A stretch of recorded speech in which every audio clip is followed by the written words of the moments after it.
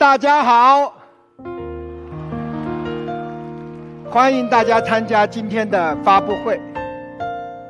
小米呢，进入新10年后，经过3到4年的积累、学习和成长，终于迎来了属于自己的跨越时刻。前不久，我们发布了自己的全新的战略——人车家全生态，进一步的明确了汽车呢就是小米战略中呢最重要的一环。今天是小米汽车的第一次正式亮相，也是我们的第一次发布会。我呢想认真的和大家聊聊小米汽车。从正式官宣到今天呢1003天，不少人呢都特别关心我们的进展。我有不少朋友跟我说呢，是不是太慢了一点？其实呢，今天的汽车工业呢非常的成熟。如果你要是传一辆车，300-400个人，10来亿，找一辆对标车，立项工程，其实很容易就搞定了。但是要想造一辆好车的话，还是非常不容易的。我在没有做车之前就觉得做车呢挺不容易的，干了3年以后更觉得造车呢特别的艰辛。前不久呢，我见到了何小鹏，我跟他说我造车以后重新再看魏小李，我觉得你们仨真的挺不容易的，挺了不起的。我说我要用非常正式的方式向你们几位致敬。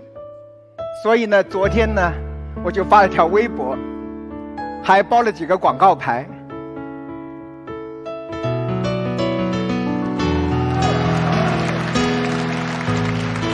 但我也没有想到在行业里面引起了轩然大波啊！有人问我说，你为什么不向一汽、二汽、长安致敬？为什么不向上汽、广汽、北汽致敬？还有你为什么不向长安、长城、吉利、奇瑞致敬？其实大家真的误解了，我对整个汽车行业一直心怀敬畏之心。当我决定做车之后，我第一时间就逐家登门拜访，当面表达了我的敬意。我相信此时此刻可能各家车厂都有人在看发布会，真的可以核实一下。在拜访的过程之中，我也向每位行业前辈请教，在智能电动车的时代，什么样的车才算一辆好车呢？每个人呢都给了我非常不同的答案。汽车工业呢已经发展了100多年，其实车的机械素质都做到了极高的水平。保时捷呢就是最好的标杆，所以各位也能看到呢，全球车厂啊都在对标保时捷，是因为保时捷做的是真的非常好。新世纪以来呢，特斯拉开创了移动智能终端的先河。那么未来新能源汽车应该是先进的智能移动空间。所以小米汽车的目标是什么呢？造一辆能媲美保时捷、媲美特斯拉的 Dream Car， 打造好看、好用、舒适、安全的移动智能空间。其实这就是我们小米汽车的目标。当然，这个目标其实实现起来挺不容易的。100年赛道无捷径，我从第一天就知道我们只有一条路，就是从底层核心技术做起，10倍投入，认认真真的造一辆好车，并且还要有耐性。我们要通过15年到20年的努力，成为全球前5的车厂，为中国汽车工业的全面崛起而奋斗。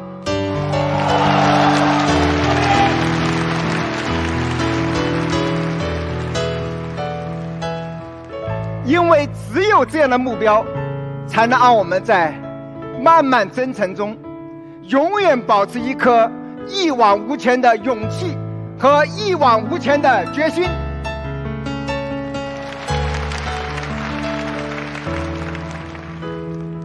在智能电动车的时代啊，核心技术特别的多，技术赛道也特别多。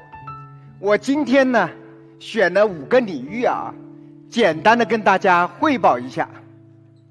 但呢，汽车的技术讲起来都特别的复杂，而且也比较枯燥。反正待会呢，我努力讲的有趣一点。如果讲的无趣呢，就请大家鼓鼓掌，好不好？我相信，只要大家听完，一定会对小米造车有完全不同的认识。好，下面呢，我们就正式开始我们的小米汽车技术发布会。第一项我们讲什么呢？讲电机。电动车呢，最核心的技术就是电机。电机呢，直接决定了车的性能。那么现在的电动车呢，主要是用的永磁同步电机。现在全行业呢都在卷转速，因为在相同的扭矩下，转速越高，性能就越强大，车呢就开得越快。所以呢，这是全球都在卷的技术方向，就是转速。那么 BBA 保时捷卷到了16000转，特斯拉呢，在它的100万车型里面，去年年底卷到了2万转。那么我们小米的目标是什么？小米的目标肯定是要超越特斯拉，是吧？所以我们从刚开始干的时候，我们就立项了小米超级电机的项目。我们立志呢做转速最快的电机。首先，我们招募了超过100人的专家团队。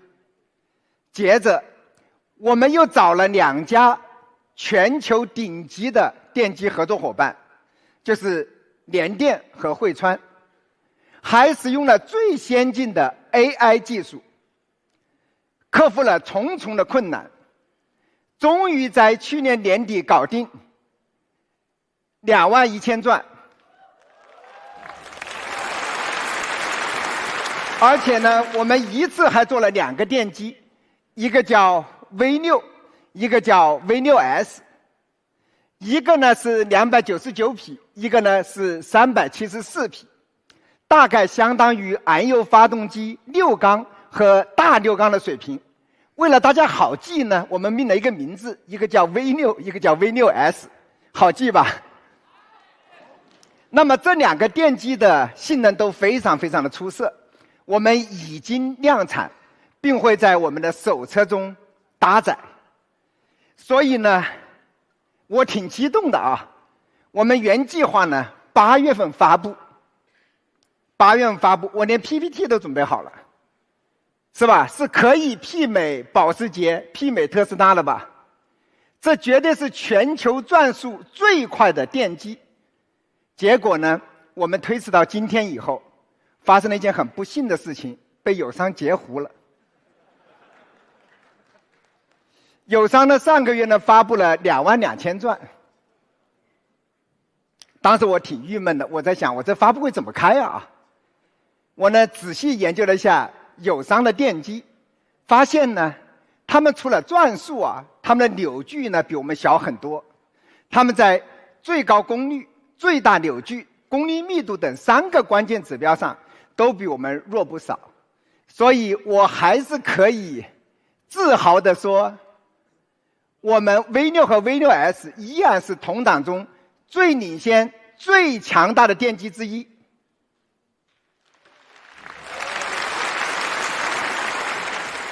我呢想借这个机会跟大家表达啊，在汽车的核心技术上，小米的态度非常坚决。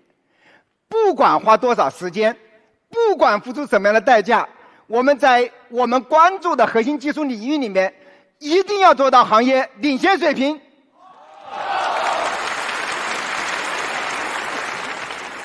所以，今天我要发布小米的第3款电机 V8S。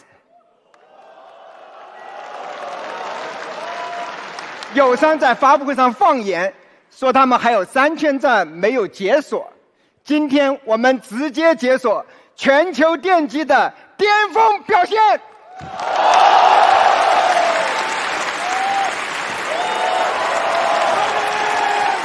这个成绩刷新了全球电机转速的天花板，是全球最顶级的电机。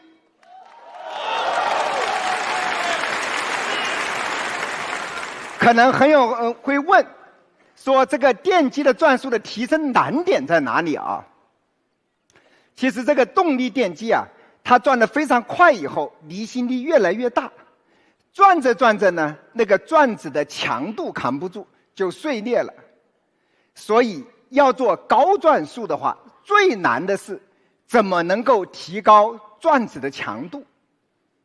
像特斯拉呢，是采用的方法呢，说，这个转子不够强，我在外面裹一层碳纤维来强化一下。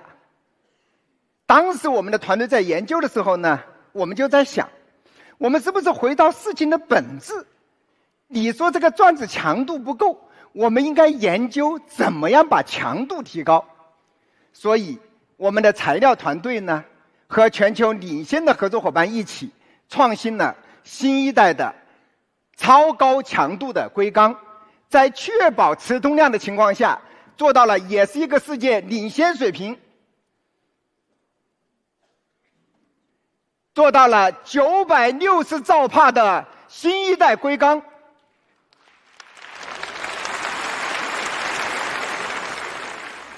这个强度呢，比现在全球最先进的水平提升了113%。就是在这么高强度的硅钢的情况下，我们才交付了27200转的转速。当然，有这么好的转子以后呢，马上第二个问题要解决，就是它转下来温度很高，整个转子的温度会高达180度。后来呢，我们的团队呢又设计了双向立体油冷的整个冷却系统。这个冷却系统呢，能够提升冷却效率呢50%，最高呢能把温度降低30度以上。而且呢，我们还重新设计了定转子，使槽满率呢到了77%，贴损降低了25%，电机的效率呢提升了0.3%。我们还自研了碳化硅的电控，转换效率呢高达99.85%。就是在这么多技术的加持下，我们的 V8S 一个大 V8 的发动机能达到578匹的马力，最高功率呢到了425千瓦，扭矩呢到了635牛米，而且功率密度呢，而且它的转换效率呢到了98.11%，所以呢它的参数呢全面领先。这么先进的电机啊，还有一个重要的指标叫功率密度。它的功率密度跟特斯拉和保时捷比，也是全面领先的。所以，这么先进的电机，我特别自豪地跟大家说，它是完全由小米自研，并且小米自己生产的。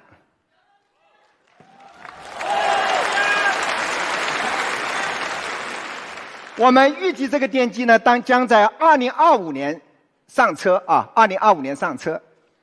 当然，我进入汽车领域3年以后呢，其实我发现啊，我们这个行业啊，或者贵圈啊，经常发布很多 PPT 技术。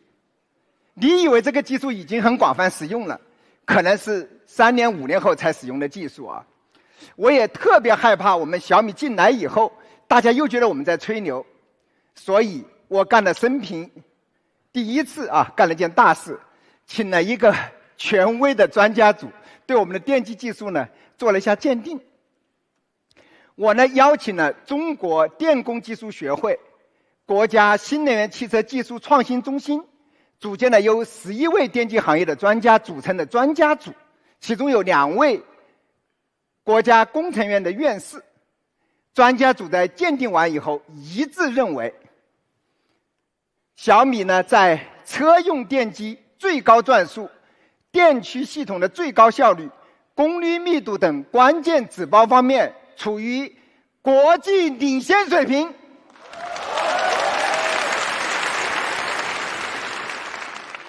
并且我们申请了155项专利，已经获得了60项专利。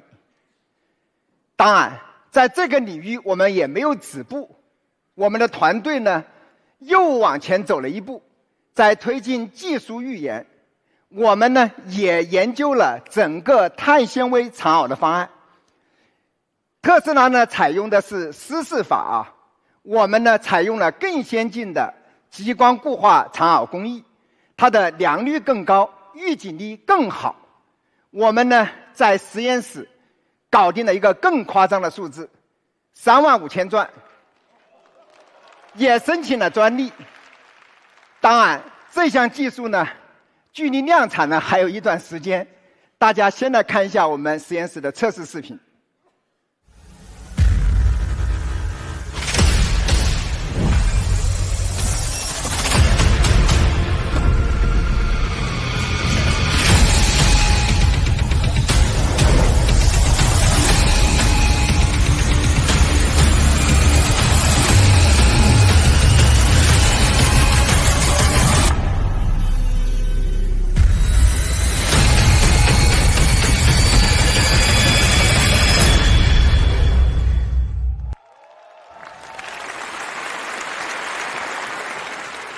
所以我非常骄傲地跟大家说，在电机技术上，我觉得小米同时研发了3代，是吧？21000转已经上车，27200转计划后年上车，然后实验室已经干到了35000转。所以我们这句话讲的有道理吧？小米将持续投入电机研发，力争成为全球电机行业的领导者。所以我觉得在核心技术上，小米呢这次是非常非常认真的。好，我们谈第2个技术，电池。把电池做好呢，是做好纯电车的基石。为什么呢？因为这个电池呢，在电动车里面是核心部件，同时也是最贵的。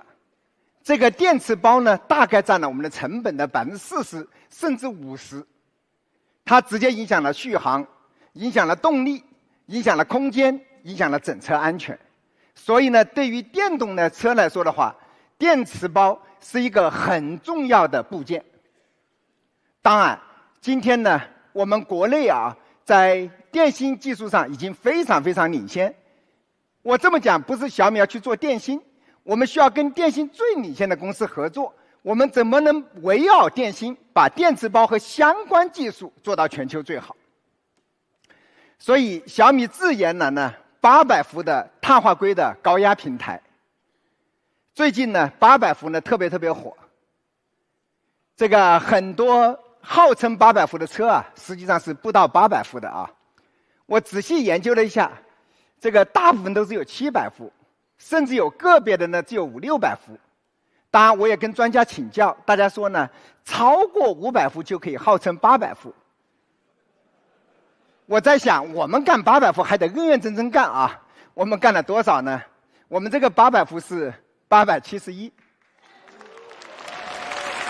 我看有的车厂管它叫900伏，或者准900伏。哎呀，我说我们小米做事还得老实做事，是吧？所以我们干了871伏，这也远超同档产品啊。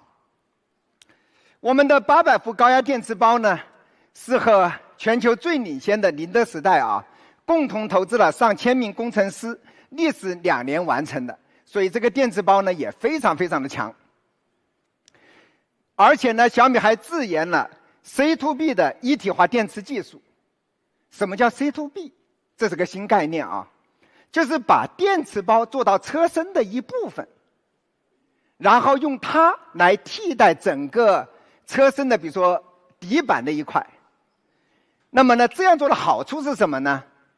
它能够提升整车强度，能把地板给省了，同时有效地降低了汽车的竖向高度，把大量的空间呢留给了成员舱。其实做电动车呢，各位想一想那个每一辆车下面有一个很大的电池包，空间是很有限的，尤其做轿车难度特别大。而 C2B 的技术呢，把电池包跟车身做到一起，或者换一句话来说，这个车身就是电池包。所以有了这项技术以后呢，能把大量的空间省出来给成员舱。我们呢整个电池包呢也是业界最先进的电池技术厚度呢只有120毫米厚，体积效率呢达到了 77.8%， 具备非常强的可延展性。也就是说，我们这样的电池包，它具备很强的延展性。假如采用现在的化学体系，就是不需要新的发明创造，这个电池包能装多少电呢？能装150度电，续航能到1200公里。后来我进去仔细研究了一下就是呢，虽然是现有的化学体系，但是呢，这样的电池包呢还是特别特别的贵。其实做完了大概也就是用来 demo 一下的。我说我们能不能真的帮大众做一块能真的跑1000公里可以大规模销售的电池包呢？后来我们的团队研究完以后说，采用成熟的电池技术，由于我们的体积效率特别高，最大能装132度电，最少能够支撑1000公里以上的续航。所以在电池包技术里面呢，小米的延展性是非常之宽的。谈到这里，大家可能特别关心电池安全。好，谈到电池安全呢，那个小米呢采用了行业最严苛的电池安全标准。这个标准有多严苛呢？我们确保电池在55度满电的情况下，即使水冷系统不工作，也无明火、无热蔓延。这是全球最严苛的热失效的标准。好，我们能做到这样是因为什么原因呢？首先，我们有17层的高压绝缘防护，带来了顶级的散热和隔热的能力。我们的整个电池包呢，有双大面水冷，它的水冷面积达到了7.8个平方米，这是同级最高的，也是行业平均水平的4倍。这是整个行业里面最高的主动冷却技术而且我们的电芯的两边的话呢，还放了165片气凝胶隔热材料。这种隔热材料呢是用来做宇航服的。这种隔热材料可扛1000度以上的高温。当然，它的问题呢就是造价呢非常非常昂贵。所以呢，我们在我们的电池包里面呢，电芯左右呢放了165片气凝胶。有了这些以后呢，可能大家还担心说，有时候电池包是好好的，但是不小心蹭底或者碰撞把电池包弄坏了。所以我们这一次呢，提供了3层顶部支撑、3层侧碰支撑、8层底部防护，一共是14层的硬核防护。哪怕面对一系列的叠加的各种破坏测试的话，也能完成最严苛的 IP6K 9K 的密闭测试。所以呢，这个质量特别好，完全不怕底碰。同时，我们车运协同的安全预警系统呢，每秒能检测电信呢800多个信号，我们检测的频率呢是行业平均标准的10倍，数据量呢是国家标准的2倍，24小时值守。而且我们的电池管理软件呢，也通过了最高等级的功能安全，在紧急的情况下，我们能够在4毫秒内切断电流，来确保成员舱的安全。所以，我们的电池包在经历了包括碰撞、挤压、火烧、水泡、过充等所有在内的1000多项的安全测试以后，依然质量非常的出色。我们测试的项目数是国家标准的20倍，我们的可靠耐久度的测试时长是国标的96倍。我们不惜代价，想尽千方百计来排除所有的安全隐患。好，我们做了这么多以后呢，我们还在想，我们怎么可以把电池包做得更安全？我们还带来了一个新的技术，叫电芯倒置技术。我们的电芯呢是倒着放的，为什么倒着放呢？因为热失控的时候，这个电芯中间有一个泄压阀，就是当电芯失控的时候呢，它的能量就从那个口喷出来的。好，我们倒放的时候就意味着说，哪怕某个电芯失控，它也是往下面喷，所以最大限度的保护了成员舱的安全。当然，这项技术也特别复杂。我们和宁德时代呢，也是花了2年时间，克服了重重困难啊，才今天正式首发。小米呢非常重视电池的研发，我们这一次呢还自建了电池包的工厂，这个从源头来保证电池的性能和品质。在这个过程中呢，我们申请了132项专利，已授权了65项，所以呢，我们在电池相关技术的研发的投入呢也特别高。现在呢正值冬天，低温续航是电动车最大的痛点，也是老百姓最大的槽点。小米呢作为一个土生土长的北方车厂，我们定了一个小目标，我们要成为冬季电车续航之王。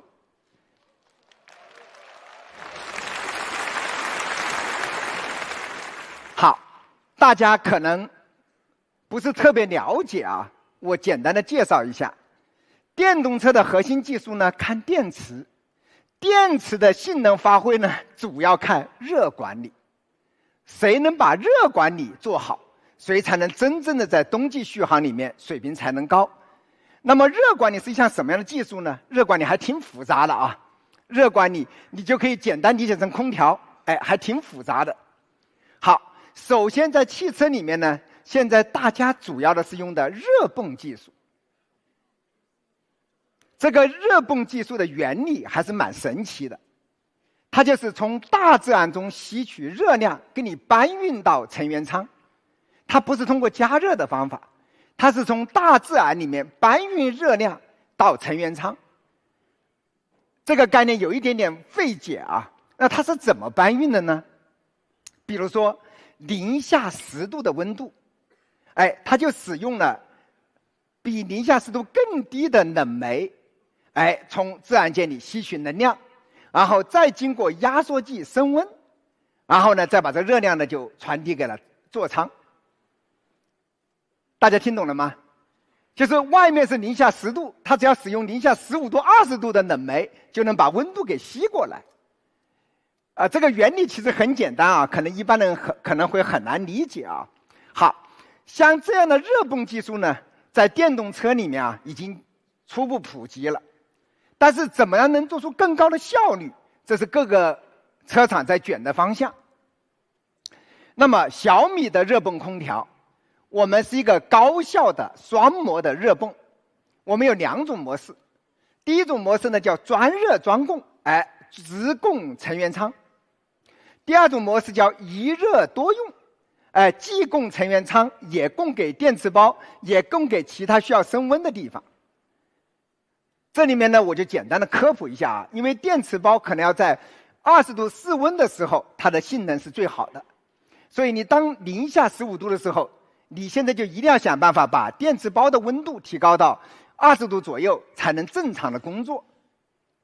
所以呢，我们的高效双模的热泵就能给电池包加热。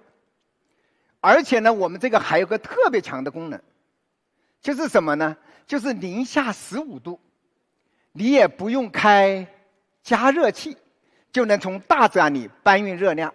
零下15度，哪怕零下20度，一样能从冷空气里面吸取热量。因为同行目前做的最高的水平，只能在零下10度左右工作，我们能干到零下20度，所以我们的热转换效率呢就会高很多啊。这段时间呢，我们正在黑河东侧啊，现在黑河大概在零下30度，黑河最冷的时候大概要到零下40度，所以我们在这里面经过严格测试以后呢，我们整个冬季续航的表现都非常不错。还有呢，我们还有3热源逐级加热技术。这是什么意思呢？其实我们除了热泵空调以外，我们还串联了加热器，串联了电区产生的余热，把这些热量全部加起来，帮你快速加热成员舱跟电池包。所以我们这套热管理挺神奇的，能把电区产生的余热也给你运过来加热电池包。好，就是这样的情况下，我们最大的电池包加热的功率能干到多少呢？18千瓦，是吧？是同行的2倍的功率。所以在低温情况下，各位能想象一下，是吧？我的空调加热是不是很快？我的电池续航是不是很好？所以这个热处理的热管理的技术呢，是特别重要的。有了如此多先进技术的加持，我们在低温情况下，续航保持力同级最高，空调升温速度同级最快，充电速度同级最快。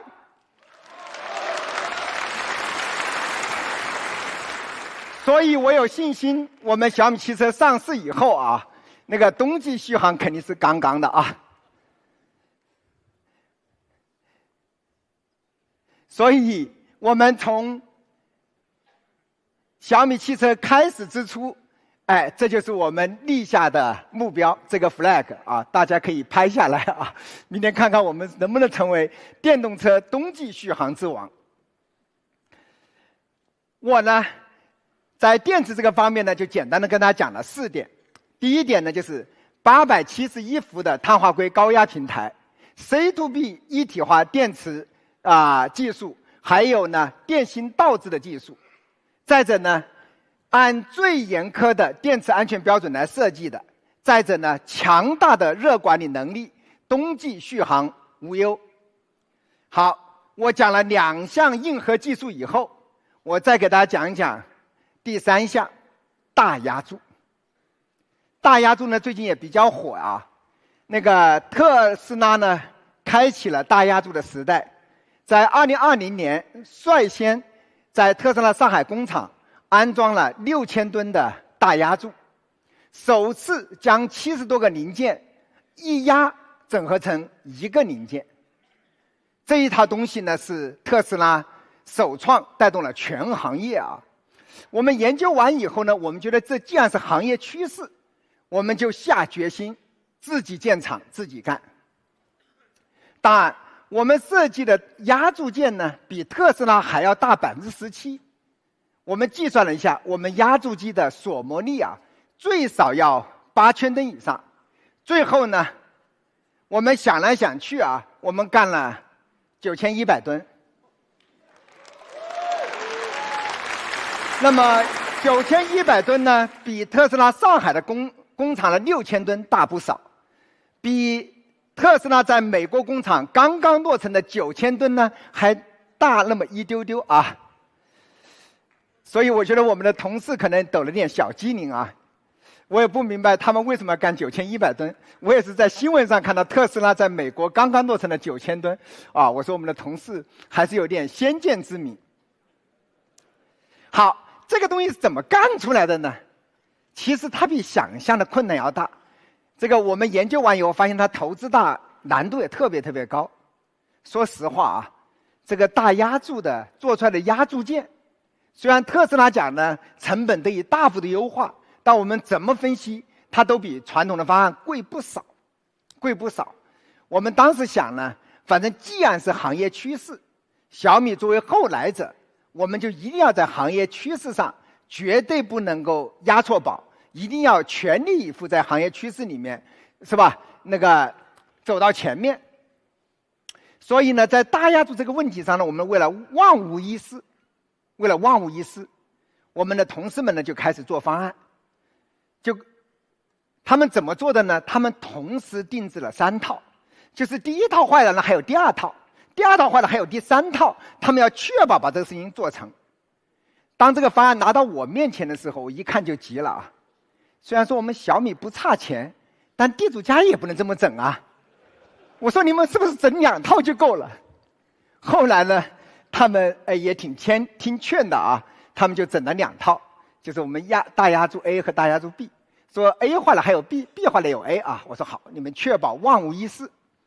当这个方案定好以后呢，我们有不少车厂来的技术专家啊，他们就说：万一你这玩意搞不定怎么办？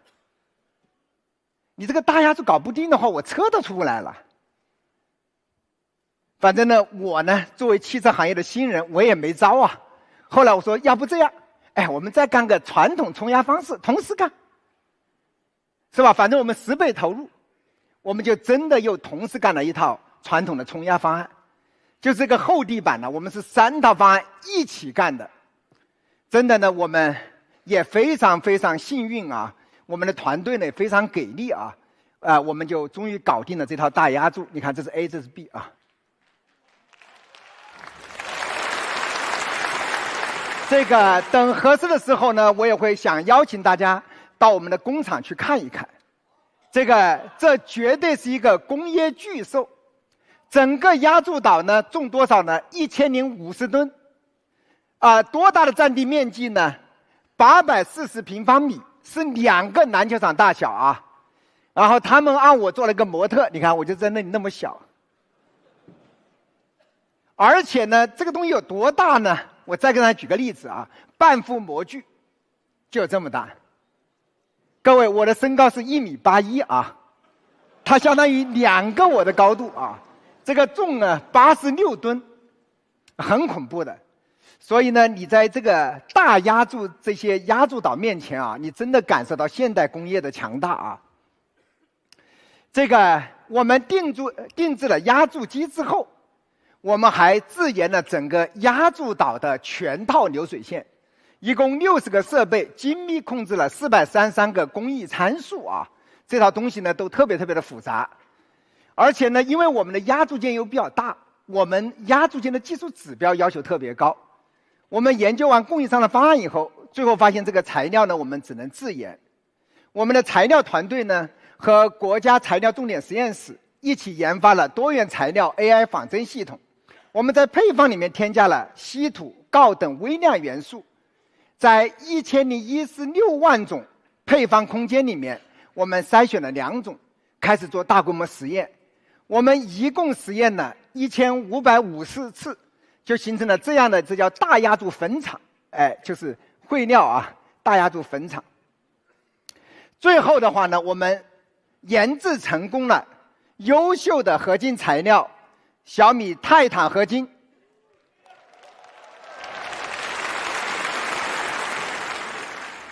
这种合金的话呢，在压铸性能、力学性能、耐久性能、可循环、经济性方面表现得特别好。在这里呢，我特别要跟大家推荐一下呢，就说呢，因为我们小米集团承诺了碳中和目标以后，我们在各个环节开始研究环保。其实我们这个材料有一个很重要的指标，就是要求30%使用循环铝。什么叫30%使用循环铝呢？就是我们所有的这个材料里面啊，要有30%是第2次利用或第3次利用的铝合金。我举个例子啊，刚才我们打废的这些废料，你可以直接跟那炉子里就可以直接再生产了。所以我们提了一个标准，30%的循环铝，因为我们这个材料都特别支持。所以小米呢成为了国内唯一一家拥有可量产的自研大压铸材料的车厂。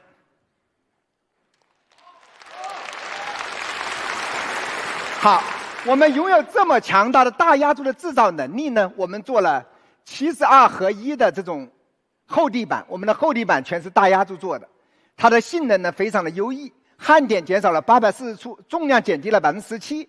使用了这样的厚地板以后，车内噪音降低了2个分贝，而且耐久实验我们做了200万公里，它的性能特别的出色啊。当我为我们的大压铸技术自豪的时候，一搜网上全部是吐槽啊，说这个大压铸好是好，不经撞，一撞呢半辆车没了。所以呢，我跟我们的团队们商量的时候呢，我们说我们做了些改进，做了3段式，专门加了一个中高速的溃缩区，就说你要是低速碰撞的时候，先把溃缩区撞坏，省得一撞的把大压铸撞坏了。这个设计可以吧？好。这就是呢，我们小米在过去的1000天干的超级大压铸，有视频有真相，我跟大家放一段视频。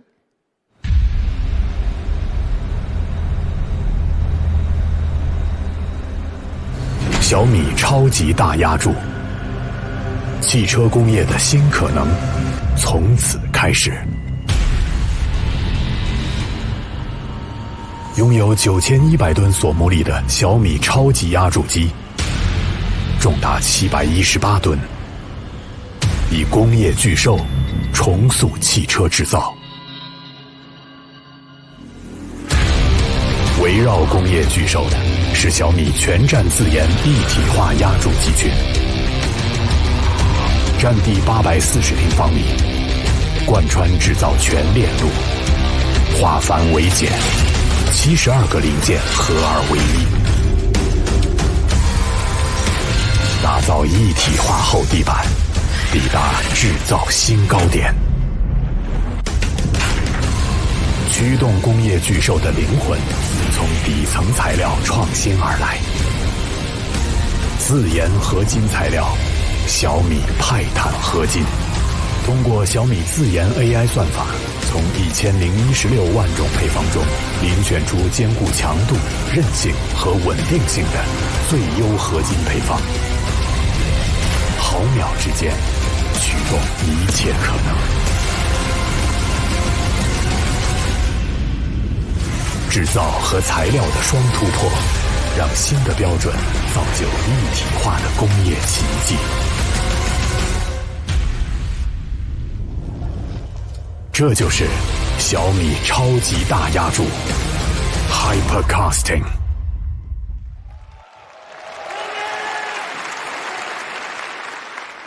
我又第2次做了一次鉴定啊，邀请了中国汽车工程学会、国家新能源汽车技术的创新中心组成的专家组。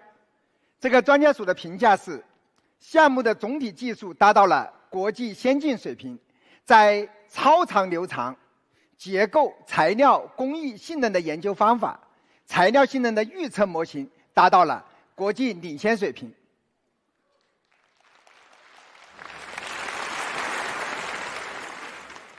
所以，我们聊到大压铸的时候呢，我也想跟大家总结一下。第一个呢，我们的索摩力达到了9100吨。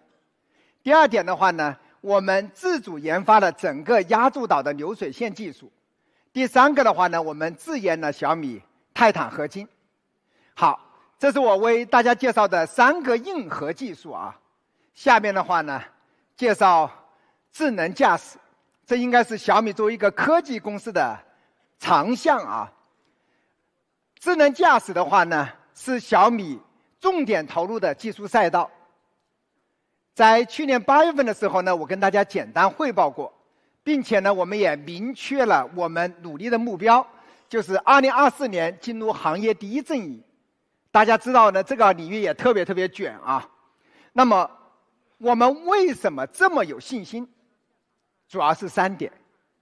第一个的话呢，就是我们的投入非常坚决。这个我们第1期的投入呢，33亿，目前已经追加到47亿。我们的团队规模呢已经超过了1000人，我们的测试车辆呢超过了200辆，我们测试的里程数呢超过了1000万公里。第二呢，智能驾驶呢本质上呢就是 AI。小米呢在2016年就开始 all in AI， 累计投了超过100个亿。目前呢各个 AI 团队加起来工程师总数呢超过了3000人。第三点很关键，小米虽然起步晚，但是智能驾驶的技术迭代很快。晚又晚的好处，我们起点高。我们在整个智能驾驶领域里面所使用的底层技术全是最新一代的，像 BEV、Transformer、占用网络、大模型，全是最新的技术。所以呢，这一次呢，我想跟大家汇报一下最新的进展。那么在整个智能驾驶领域里面啊，自驾领域里面，感知是所有能力的基础。只有把感知做好，才能有更好的、更安全的自驾体验。今天呢，我想跟大家介绍3项小米自研的先进的感知技术。第一样叫什么呢？叫变焦 BEV 的技术。BEV 是什么技术啊？ BEV 就是大家常说的鸟瞰图，是吧？你在那个驾驶屏幕里面看的那个鸟瞰图。但是呢，在实际驾驶过程中呢，场景特别复杂，对 BEV 技术的要求也特别高。比如说你在高速的时候呢，你希望看得远；在地库泊车的时候呢，你希望看得清楚。所以呢，要求特别高，你很难用一个 BEV 技术呢来适应不同的场景。我们这次小米呢，像人眼一样，可以变焦，是吧？想看得清的看得清，想看得远的看得远。举一个例子啊，在地库泊车的时候，我们将整个停车场切分成上百万个网格，每一个网格呢都只有5厘米，这样呢就可以精准的判断车位，甚至可以识别到那个地锁的开合模式。所以呢，这个是看得清楚的。好，当我们进入了城市路面的时候，我们的识别范围前后左右160米，当然我们的那个网格也调整成0.2米，来应对城市的这个复杂工况。比如说你到了十字路口，双向实车道可以完全无保护的左转。你要上了高速路以后呢，车速很快，我们把前方的识别范围提升到250米。这种超远的感知距离可以让你的车能够提前预判各种情况。所以呢，小米的这个变焦 BEV 技术呢，感知范围能够动态调节，无论你遇到什么样的场景，都有合适的感知方案。所以呢，这一项技术呢，使 BEV 的技术得以大幅度的增强。这是第一项技术。第二项叫超分辨率的占用网络。好，我们先介绍一下什么叫占用网络啊？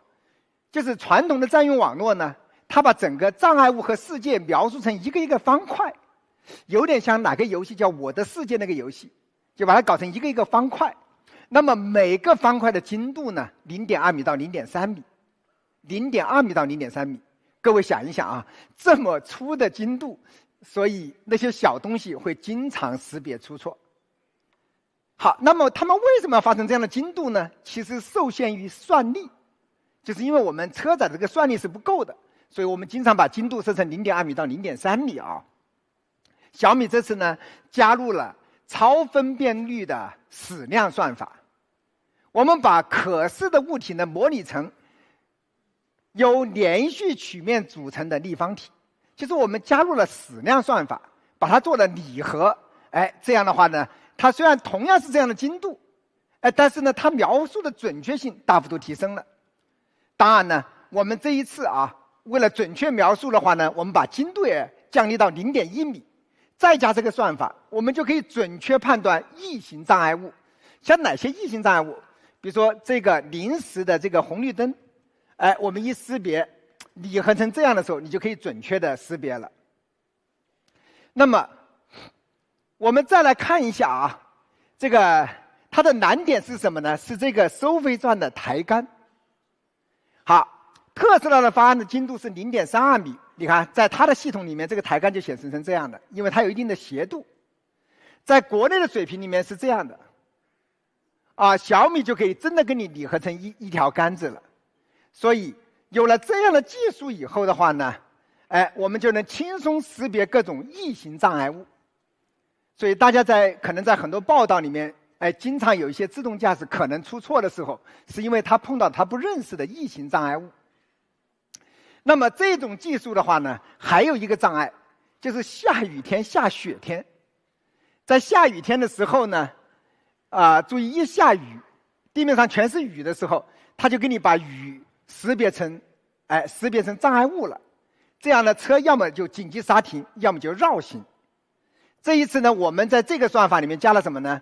加了一键降噪，我们能够自动消除下雨下雪对占用网络的影响，然后有效的提高了整个识别的准确率。好，第3点，道路大模型。这个传统的算法呢，依赖高精地图。最近1年多前，大家都越来越认识到高精地图这条路可能走不通。为什么呢？一个城市做无人驾驶，高精地图成本还可以。你要每一个城市建高精地图，关键是经常修路，你那个地图得不停的迭代，这个成本高得不得了，几乎没有公司能扛得住这么高的成本。所以1年多前以后呢，大家都改呢叫无图方案。无图方案就是无高精地图的方案。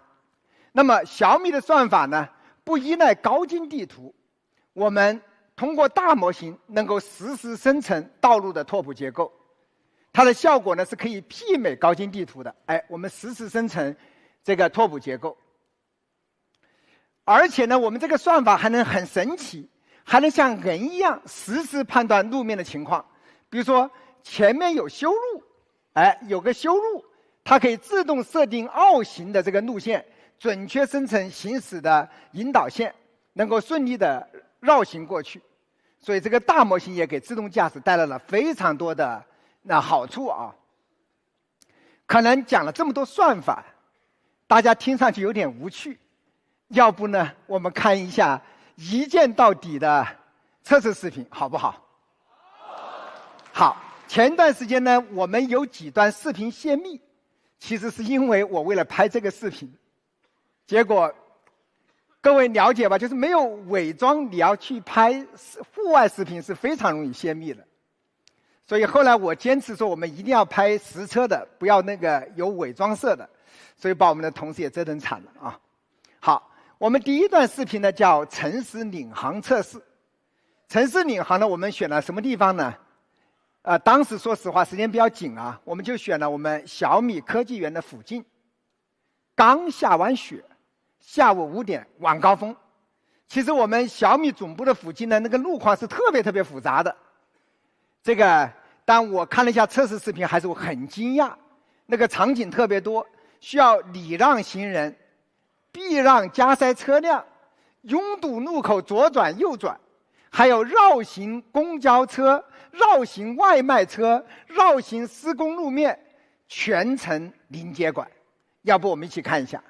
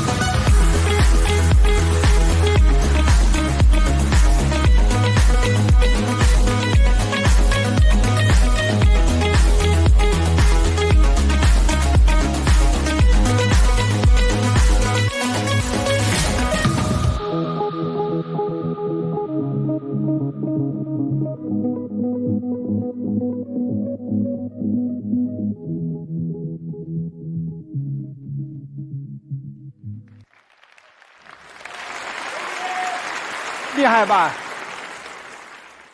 我要求他们的目标呢是明年年底啊，开通100个城市的城市领航 NOA 啊，这个100个城市。所以呢，我们整个推的进度呢还是非常非常快的。我跟大家再演示第2个场景，也是很复杂的，叫代科泊车测试。如果待会看到你觉得很神奇的场景呢，也一起鼓个掌，好不好？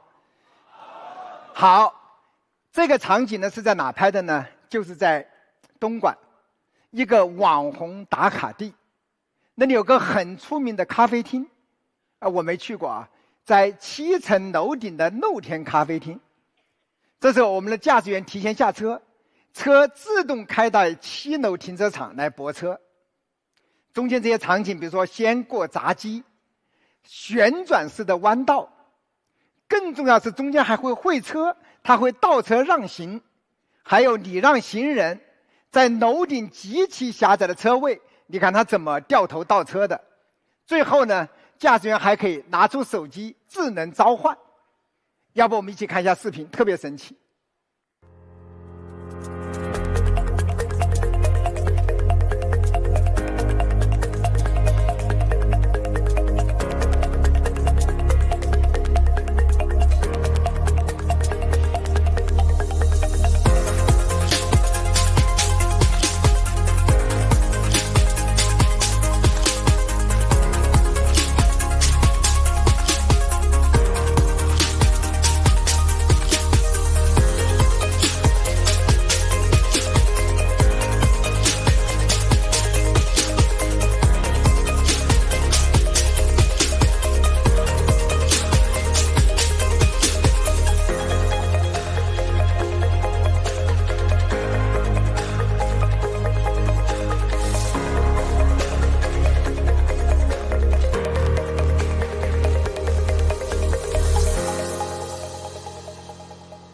所以特别厉害。好，第3个场景演示更难的，叫机械车位泊车。这一次，我们的团队找了最狭窄的机械车位，只有2.05米的宽度。大家知道 C 级车是2米宽啊，那个车位只有2.05米，反正老司机肯定停不进去。来，我们看看啊，小米的自驾系统表现怎么样？表现好，你们还得继续鼓掌啊！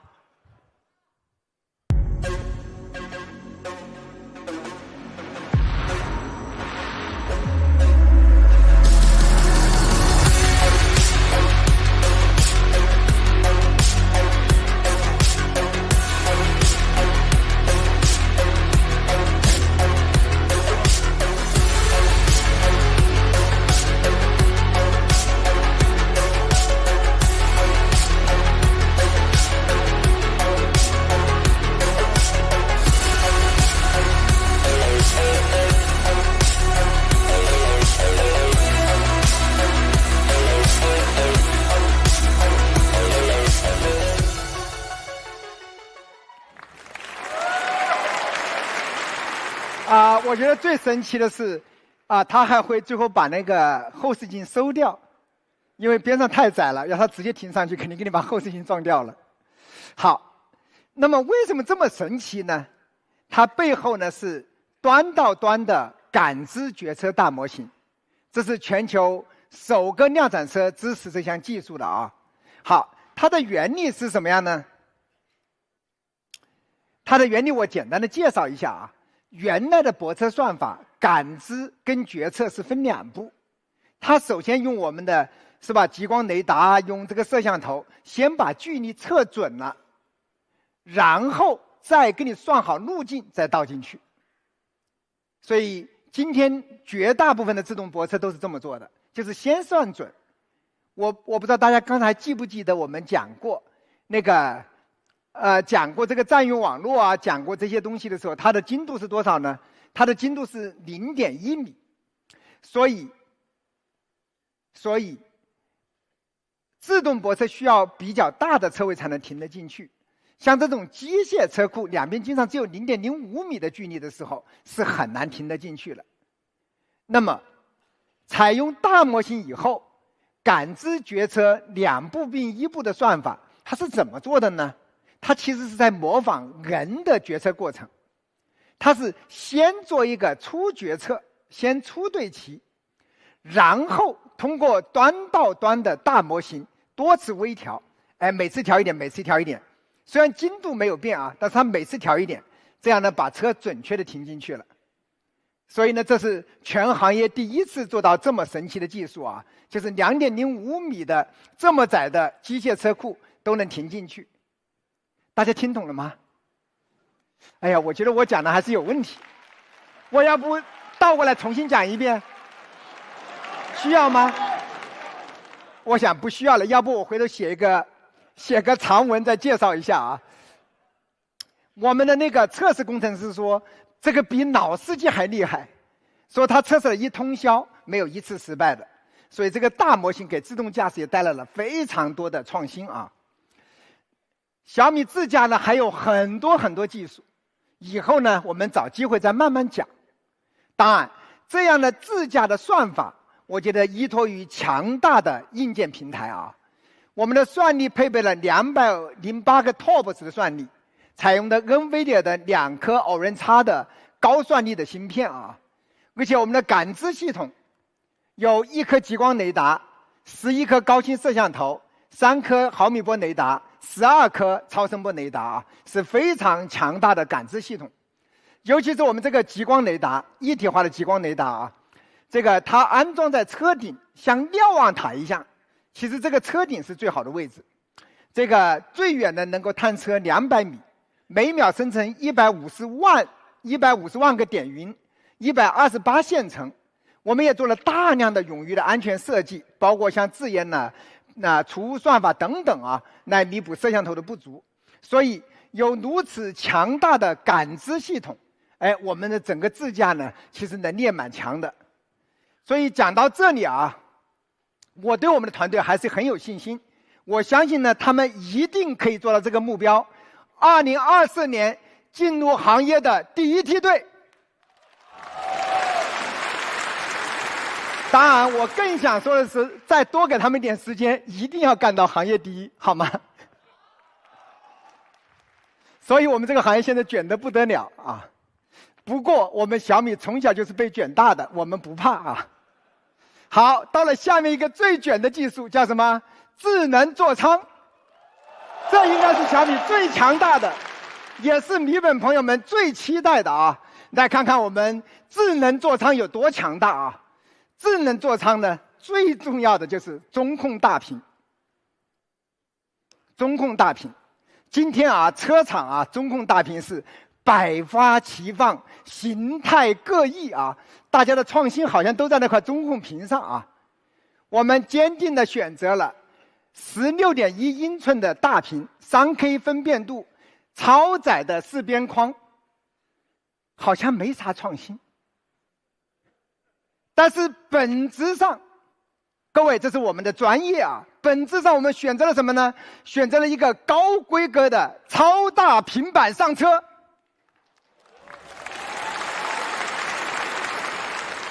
它带来的最大的好处是16:10的比例，它的信息显示和操作更方便，应用兼容度最好。我们做了这么多年平板，大家知道兼容性有多痛苦吧？所以我们坚定地选择了超大平板上车，而且16.1英寸呢，是我们做的尽量大，同时又不影响车内的这个空间的大小啊。第二个的话呢，我们还设置了56英寸的超大抬头显示，56英寸啊，特别的大啊。这个它的亮度特别高，在刺眼的阳光下也能清晰的显示。还有，我们想来想去，我们还是加了一块仪表屏，而且这个仪表屏就更酷了啊！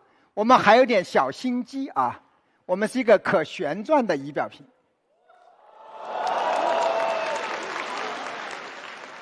当你的车辆启动的时候，仪表屏会自动翻转。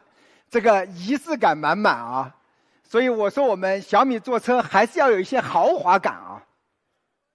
好，我们的座椅后背能够挂新版的小米平板，只要一挂上去，就变成了后排娱乐系统，也变成了车机的一部分，能够轻松控车，它就像原生的一样。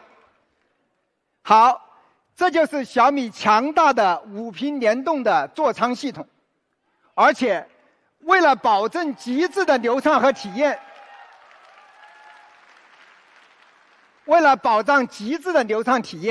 我们也搭载了今天最强大、最贵的座舱芯片骁龙8295啊。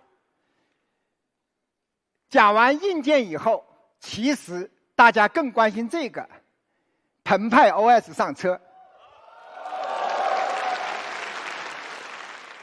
小米澎湃 OS 经过13年的探索、7年的研发，投入了超过5000名工程师。最近历时2年，整个底层全部同构，我们用一整套系统横跨了所有设备。澎湃 OS 所拥有的5大技术特点也全部在小米汽车上实现。随着小米汽车的发布，我们的人车家全生态战略也正式闭环。那么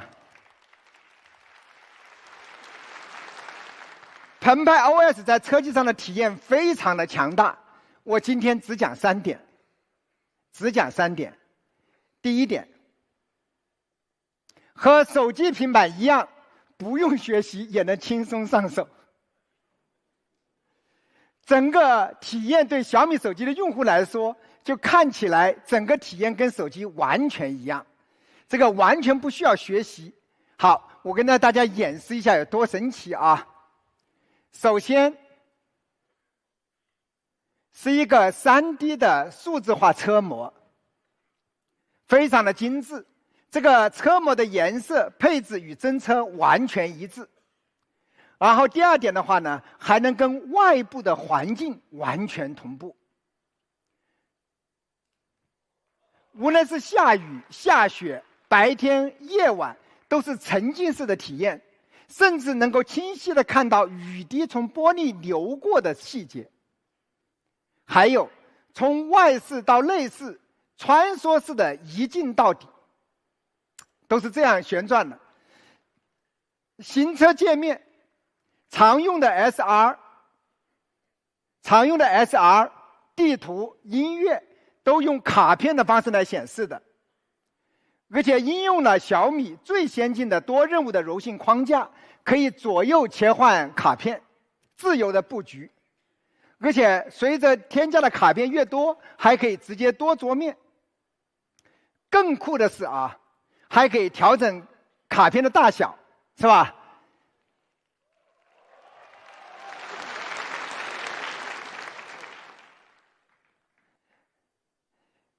好，而且呢，也像手机一样一滑就可以拉出控制中心，对吧？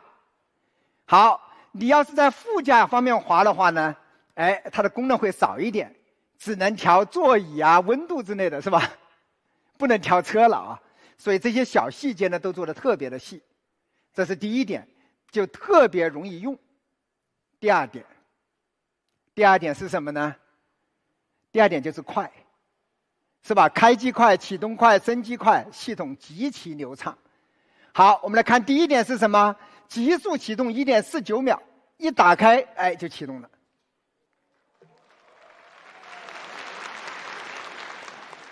所以我相信啊，我们小米的智能座舱系统一定是所有车里面最流畅的。好。它的应用启动也特别快，也特别的跟手。应用启动也特别快，我就不比了啊。这是我们的专业，是吧？我们不要拿我们的专业跟别人比了。那更厉害的是什么呢？是智能 OTA。智能 OTA， 座舱系统全部升级3分钟，整车全部升级30分钟。这个是不是比同行要快很多？好，第3点是手车互联。作为一个手机公司啊，拥有非常强大的手机跟车机互联的能力，基于澎湃 OS 打造的系统有着领先的体验。好，我们来一起看一下。当你一上车，车机上就有一个图标，一点就呼出了你的手机桌面，你的手机直接跟车机就连到了一起，方便吧？好，手机上的导航打开以后一拉，直接全屏显示。手机里面看了一半的视频，一拉全屏看。手机上开了这个飞书，一拉全屏显示，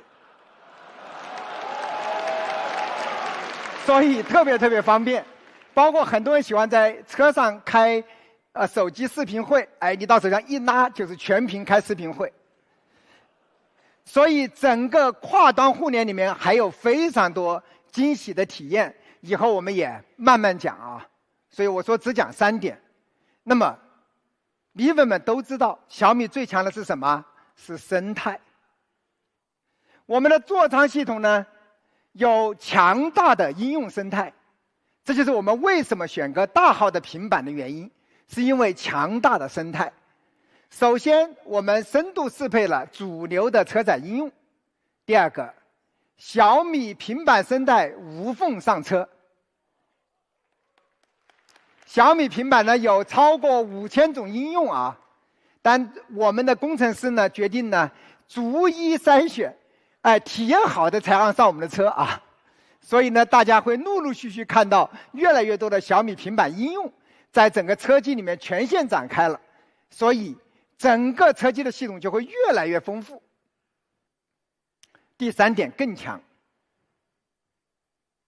还可以把手机应用拼到车上，秒变车机的原生应用，看得懂吗？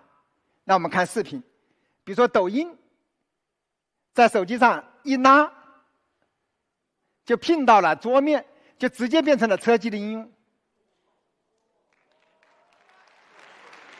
还有比如说那个微博一拉，变成了车机应用。还有聊天软件，一拉也变成了车机的应用。好，在这里我要跟他说明啊，这个应用还是跑在你的手机上啊，而且你的手机再用别的应用也不干扰，它有一点点像云应用，所以这点呢做的特别的神奇。将来我们也把这个技术细节呢给大家介绍一下。好。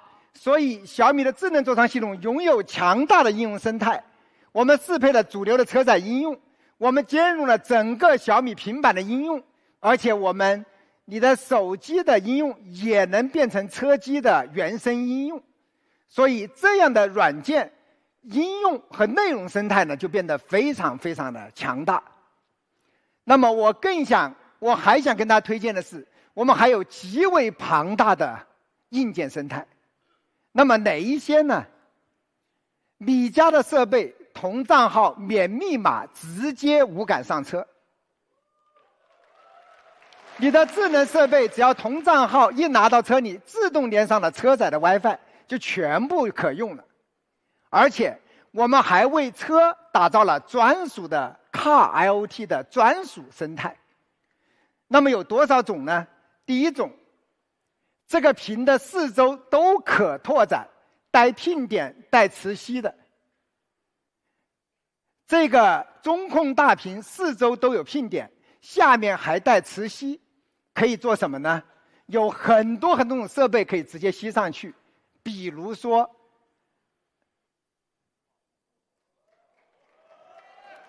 直接吸个键盘上去，对吧？只要你有无穷的创意，我们把这个接口开放，你就可以做各种各样有趣的装备，直接吸到这个中控屏上。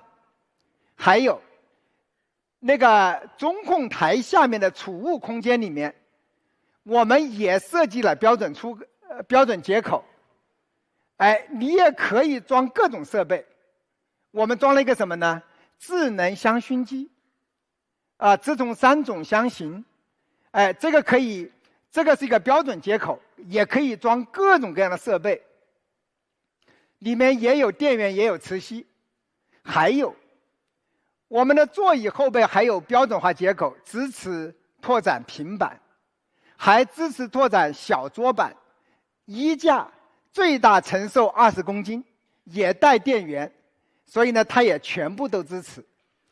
而且呢，我们这个平板呢，磁吸上去以后，注意啊，它立刻唤起了什么呢？唤起了车载控制系统。它是原生在控车啊，它原生在控车，它支持4大模块30多种控车的模式，还有后排的用户呢，还可以直接通过这个平板调整前排座椅的位置，享受尊享的老板位的感觉啊！当然，我说那个前排人不很烦你吗？他们说：“哎呀，这个后排为主吧。”好。所以这里我就特别想跟大家说，小米的 Car IoT 的这个生态将全面向第三方开放，也鼓励大家跟我们一起做各种各样有趣的应用。在小米汽车的正式发布会上，我们会给大家演示我们已经准备了几十种、上百种各种各样的创意，可能会让大家感受到无比丰富的生态啊。好。这里呢，我也跟大家演示一个我们和第三方合作以后能做什么啊？我们和第三方做了一个智能的儿童安全座椅。如果这个小孩子没有系安全带，你的车机就会提示你。看到了吗？还有一个很神奇的功能，你还可以调用后排屏的摄像头，看看你宝宝的状态。这样你一个人开车带着孩子出去的时候就特别的方便。所以整个生态如果全部拉起来的话，会给这个先进的移动智能空间带来无限的想象力。这就是我为大家介绍的小米汽车极度丰富的硬件生态。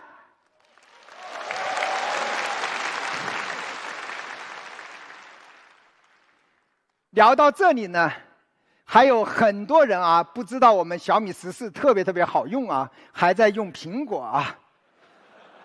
考虑到这一点的话呢，我们也想让苹果用户开小米汽车也有很好的体验。当然，我们首先劝他们买一部小米14啊，开小米汽车的话体验会更好啊。当然，你要是实在是吧，暂时还不愿意试我们小米14，用 iPhone 也不错啊。首先，我们支持无线的 CarPlay， 我们也支持 AirPlay， 我们还甚至支持 iPad 上车，也可以控车。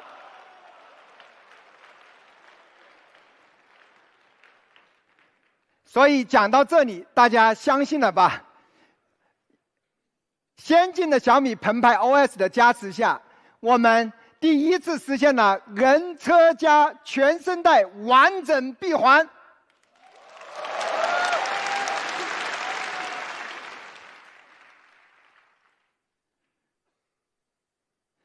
这个先进的座舱系统，还有澎湃 OS， 还有强大的硬件生态，我们的目标就是打造先进的移动智能空间啊。好，聊到这里呢，我特别想说一下，这些技术其实都属于平台架构的一部分。我们为了把车做好，我们决定正向研发了整个平台架构。刚才讲的技术只是平台架构的一部分。那么，可能很多人很关心啊，这个平台架构的研发，它的投入大、周期长，而且对研发能力要求特别的高，只有少数车厂能干得了。我记得我还看过一个报道，像大众他们做 M1B 平台的时候，花了70亿美元。所以小米呢，从第一天做车的时候，我们就决定了全部自研平台架构。的确，我们也探讨过买别人的架构，后来下决心全部自研。那么平台架构是什么呢？拿人来举例，它就像人的大脑、心脏、骨骼和神经系统。当这几个系统基本确定以后，其实就确定了车的尺寸、性能、空间和体验，就基本就确定了。那么底盘技术也是平台的几大核心技术之一啊。这个汽车呢做了100多年啊，这个机械素质已经到了很高的水平。我觉得呢，小米对这里怀抱了敬畏之心。我们为了确保质量，确保做到顶尖的水平啊，我们邀请了全球的一群顶级的合作伙伴啊，来跟我们一起打造，全部是大名鼎鼎的。他们在汽车行业都是天皇巨星啊，就有博斯、大陆、柴尔夫、奈斯特、拓普、布雷伯、蒂森克鲁伯、舍勒富、本特勒、尼亚普科，这全是大名鼎鼎的。我们为了确保把这辆车做好，那么除了底盘以外呢，其实我在做这辆车的时候，我提了一个目标，就是我们整车一定要做到极致。怎么做到极致呢？至少做100项第一、唯一、最。就是这个功能是不是世界第一？这个功能是世界唯一？这个功能是不是世界最好？所以我们用这么大的决心，在每一个角度拼命卷，所以偶尔有伤截胡一下，对我都不是事儿啊！我非常激动的跟大家说，我提的目标大部分都完成了啊，还有一部分没完成，也希望我们的团队继续努力啊。所以呢，在过去的1天里面，我们的团队用实际行动执行了10倍投入，认认真真做一辆好车的研发理念啊。前面的技术的发布会的话呢，我们小米用科技成生态的独特的模式，为大家交上了一份这样的答卷啊，不知道大家满不满意啊？但我相信，大家听完以后，一定会对小米造车有了不同的认识，对我们认真的程度可能有了比较深的理解。聊到这里的话呢，因为我们小米汽车还需要几个月时间才能正式发布，那么为什么还要再等几个月呢？我们还要做大量的测试来确保万无一失。其实我们的车已经在小批量量产了啊，我们还需要最后几个月再做大量的验证测试啊。由于大家高度关心，最后我们决定呢，在今天的发布会里面呢，我们还是提前给大家介绍一部分车的内容，相当于一次预发布会，好不好？好，待会呢，大家先看一段视频，大家不要离开。视频看完以后，就开始小米汽车的首车的预发布会，好不好？好。待会见，待会见。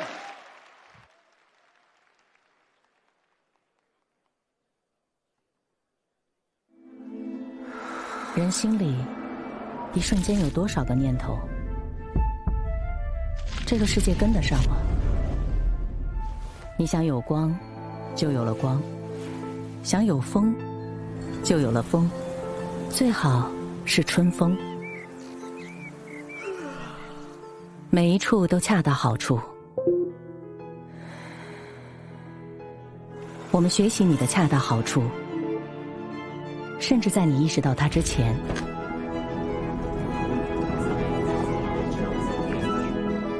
有时候太安静了，你想说句话就搞定一切；有时候你什么都不用说。AI 正在生成会议纪要。是的，人一瞬间有多少个念头，我们都懂。车已停好，进入回家模式。我们想创造一个世界，让万物更懂你的心思，让人更专心于眼前事、眼前人，让每一个心意都自由奔流。以人为中心，打造人车家全生态操作系统。全新小米澎湃 OS， 我心澎湃。我发现你的生活有迹可循。深夜回家，你会只打开常用的那盏灯。在家播音乐，你会连接小爱音箱。接电话时，你会调低电视音量。同一个空调，你喜欢温度低一些，他喜欢高一点。通过感知周围环境和你操作设备的行为，我能理解和学习你的日常操作，把设备调整到你习惯的状态。下一次在家播放音乐时，自动为你连接音箱；接听电话时，为你调低音量；挂电话后，贴心恢复；傍晚回家，为你打开家里的灯；深夜回家，为你点亮夜灯，不会打扰熟睡的家人。每个人打开空调时，我会调到它最舒适的温度。接住你和设备的每一次交互，我会不断成长进化，越来越懂你。我就是 HyperMind， 懂你所想。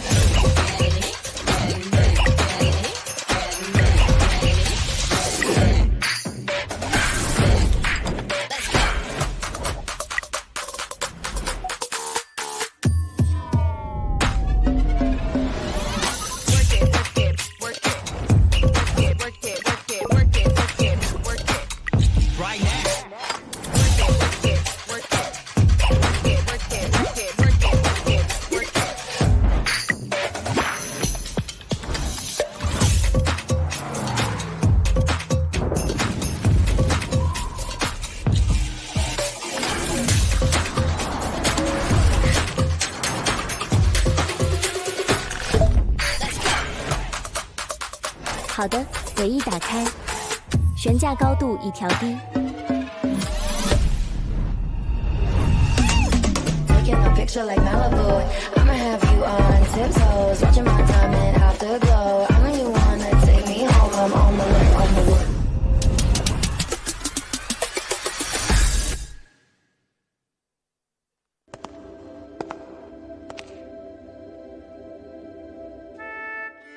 真正的智能会需要人的指挥吗？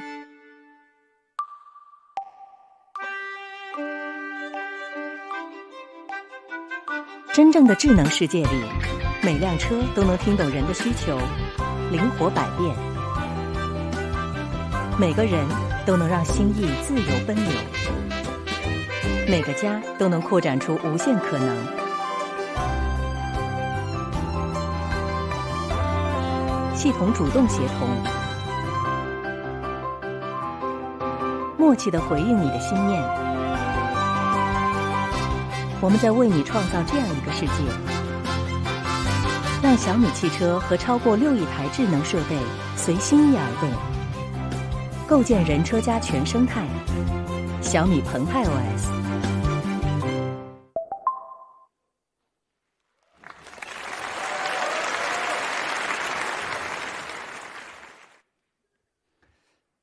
刚才呢，我给大家介绍了我们小米汽车一部分的核心技术。下面的话呢，我给大家发布我们小米的第一辆车，小米汽车的首款作品小米苏7。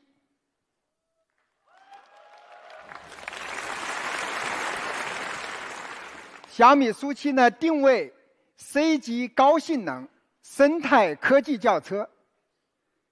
那么大家很好奇，我们小米为什么做这么样一辆车呢？首先的话呢，我们选择做轿车啊，是因为轿车呢是汽车工业每个阶段的时代标杆。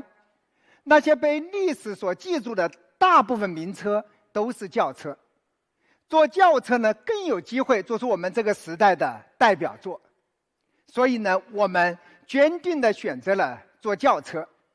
而且如果大家对于汽车工业比较了解，可能从技术的角度来说，做轿车比做 SUV 难。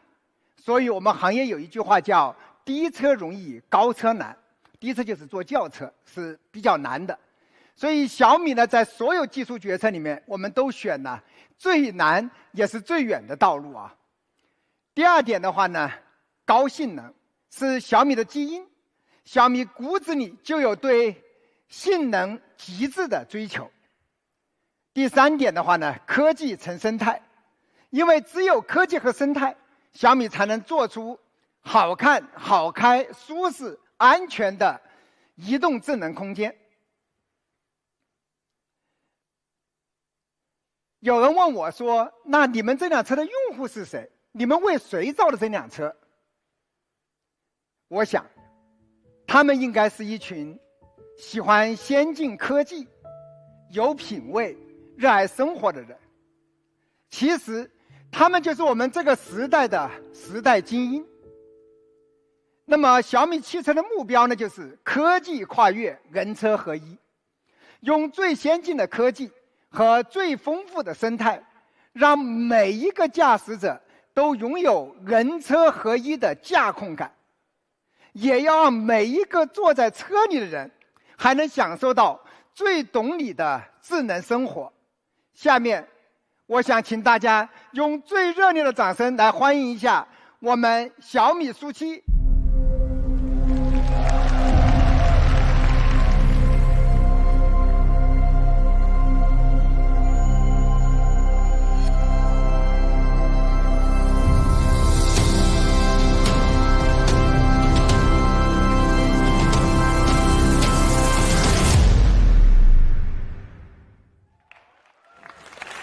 好看吗？我们慢慢欣赏一下啊。先看侧面，非常优雅的轮廓线，是不让人第一眼就觉得怦然心动？这真的是我们小米SU7最漂亮的角度啊！从正面看，非常低趴的车姿，极具冲击力的前脸啊，整车特别具备动感。从正侧方看，这个流畅饱满的车身曲线，这个非常有张力的前轮包啊，非常的漂亮。这个从后车角看，这也是SU7很漂亮的角度啊。这个后轮包的线条呢很优雅，也极具力量感。那尾部的话呢，就是这个小翘尾，还有极具识别度的光环尾灯，特别有识别度啊。好，我们小米SU7的话呢，是一辆 C 级的高性能的生态科技轿车。它的大小呢，就是一个标准的 C 级车，5米车长，3米轴距，2米车宽，1.44米的车高，大概呢跟宝马5差不多。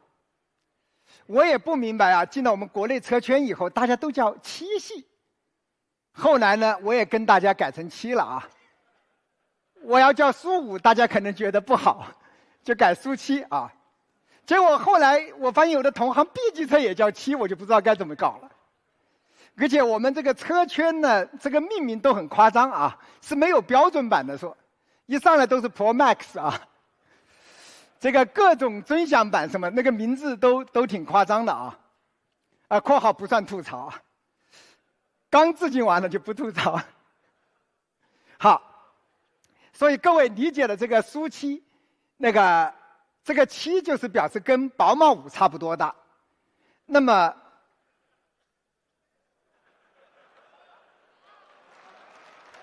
怎么了？我没说错什么吧？那个 Model 3呢是 B 级的，所以呢我们比 Model 3呢是要大一整圈的啊，大一圈。像这么好看的车，其实我们在刚开始设计的时候啊，说实话也是一波三折，外观呢被我推翻了3次啊，我把我们的设计团队也折腾得够呛。初期的时候呢，他们也特别想做一些与众不同的炸街的设计。我后来也理解啊，每个设计师都这么想的，都要做传世经典啊，做得不好就成了杀马特啊。所以他们也做了很多极具创新的设计。我刚开始也不懂啊，我也不知道怎么判断，但是我懂一条，拿去做用户调研。我做了大量的用户面访以后，我发现，汽车在中国人眼里还是个大件，买完了他少说也开个7、8年，多了可能要开10几年。那么像这么一辆车，它对设计的要求不仅仅是好看，关键是要耐看。所以我跟我们的设计团队说，我们书漆好不好看，不是今天看，10年后甚至50年后，它还是不是一辆好看的车。所以在刚开始的时候，我就提出了经得起时间考验的设计。我说只有时间才知道哪个设计是不是真的好看。所以呢，我定出了这样的设计目标以后，我把我们的设计团队也折腾的真的晕头转向了啊。这里我还得说，我们小米汽车真的非常非常幸运，然后我们组建了一支既年轻、能力又强又聪明的设计团队。好，我来介绍一下我的团队啊。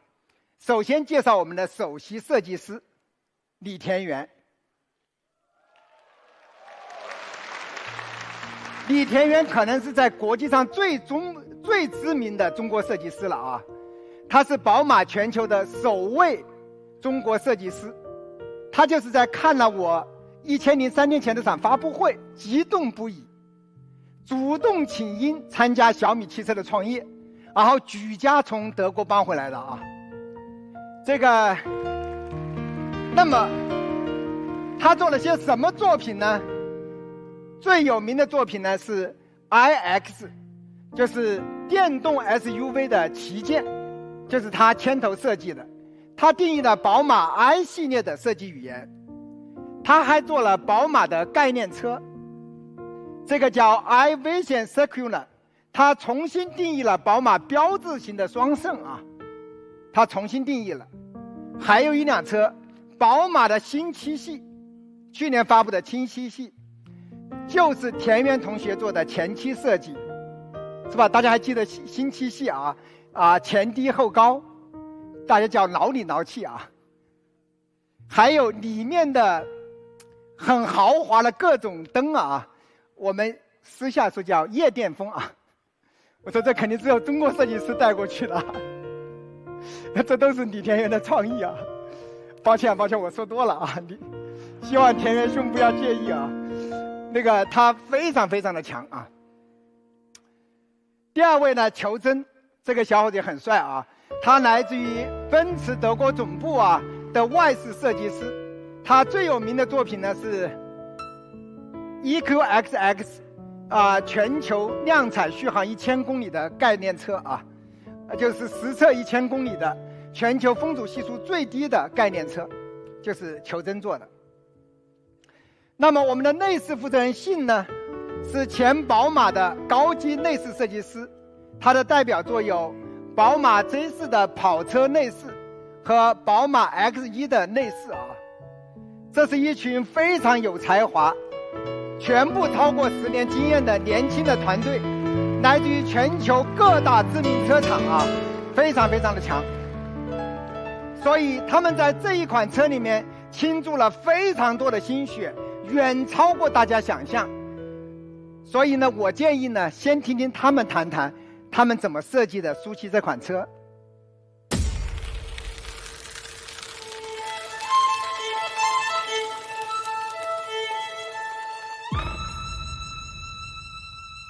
这个项目一波三折，被推翻过3次。我们要做经得起时间考验的设计，要做一台在未来的经典车型。这2个词听上去是矛盾的。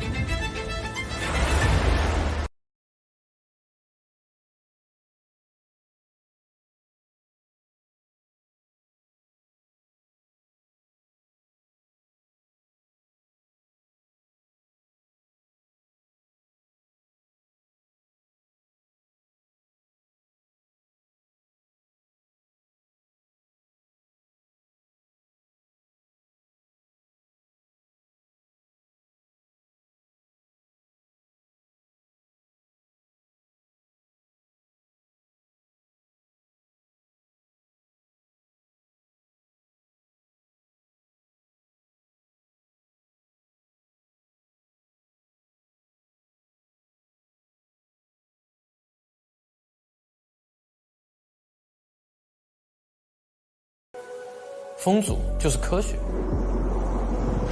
符合风阻最优解的规律。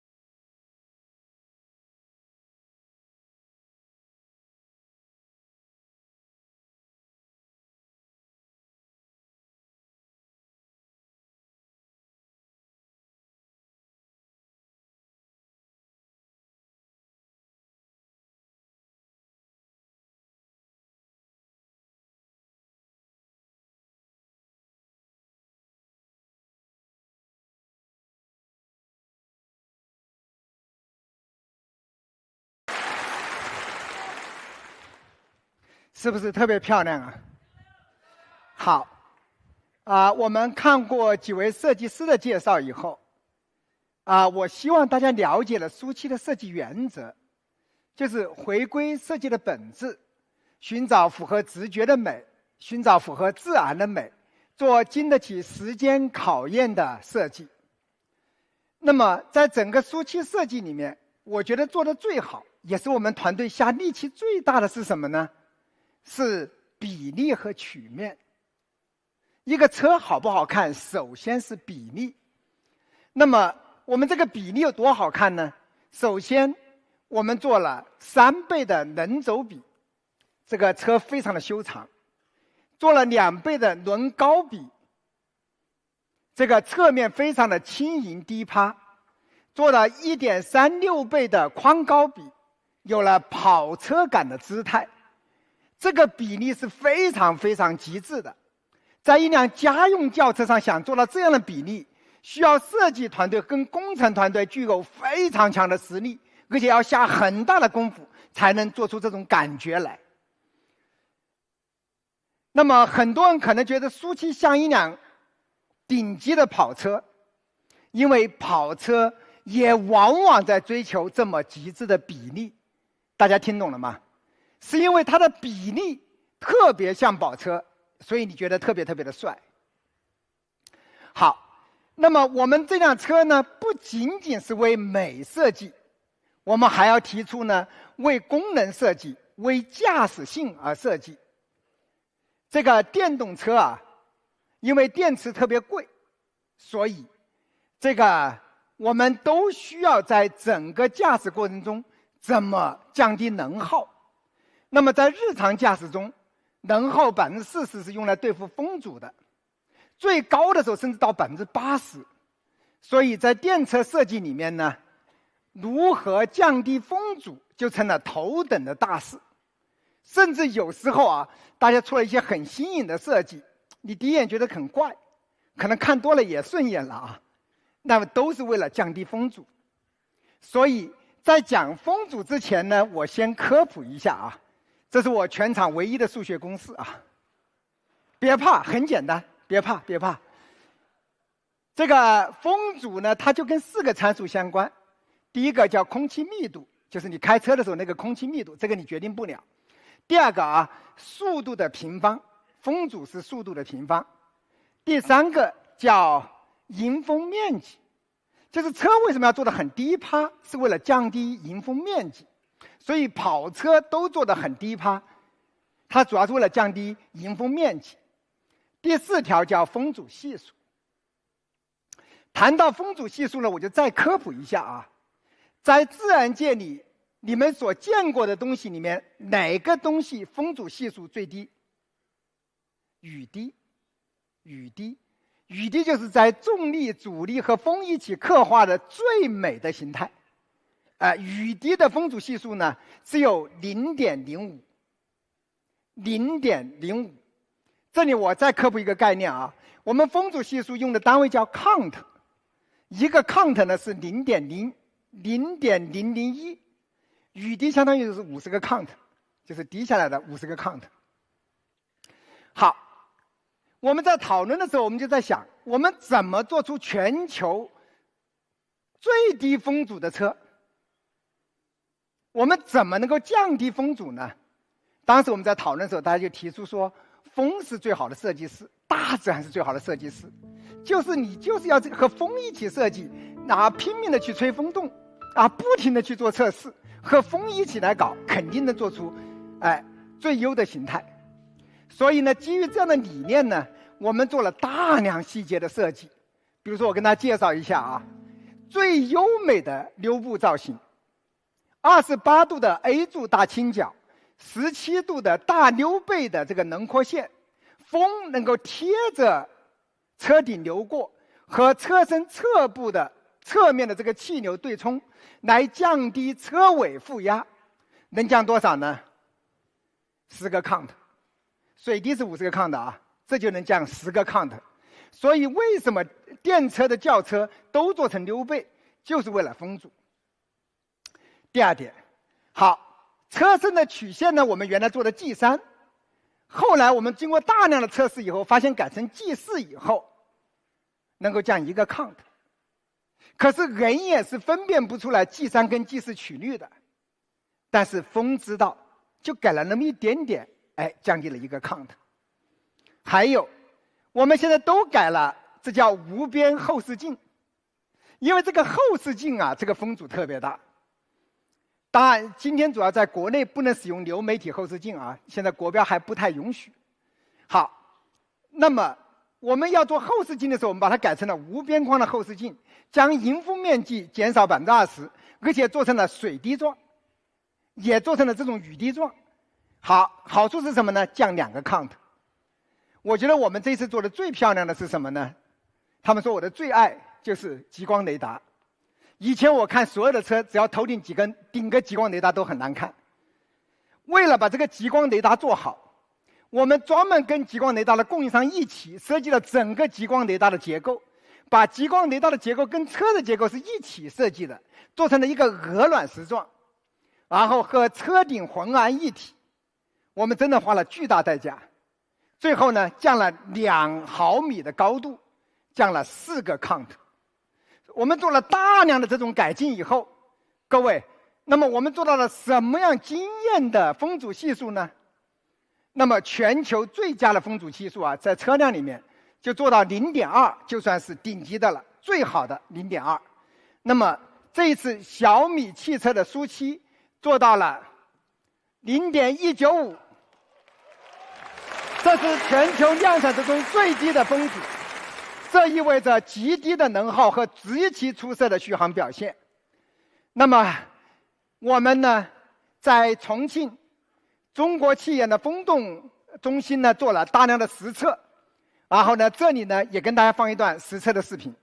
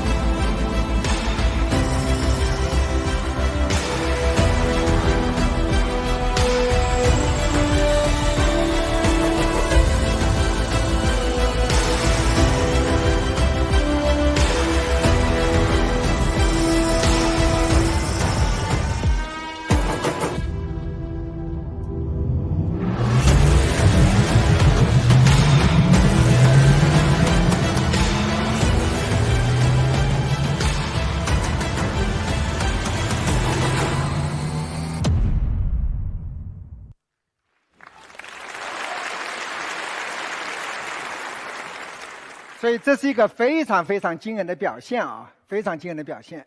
我们是怎么做到的呢？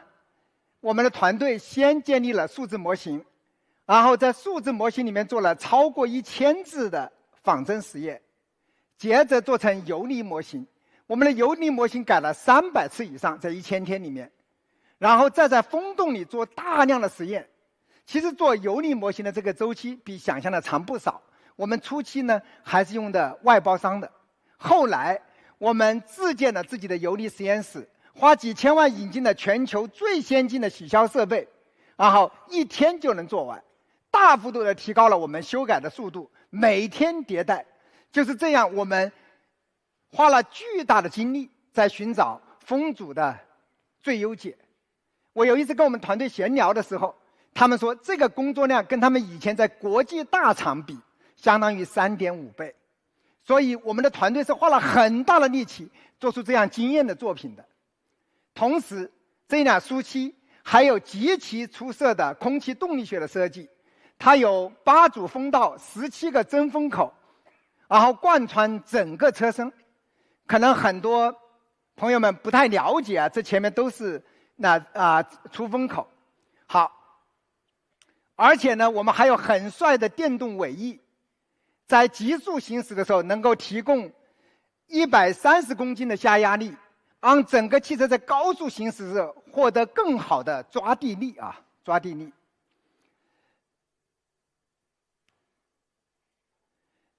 那么一辆车啊，要想真正做好，成为未来的经典，它还必须拥有家族设计的特征。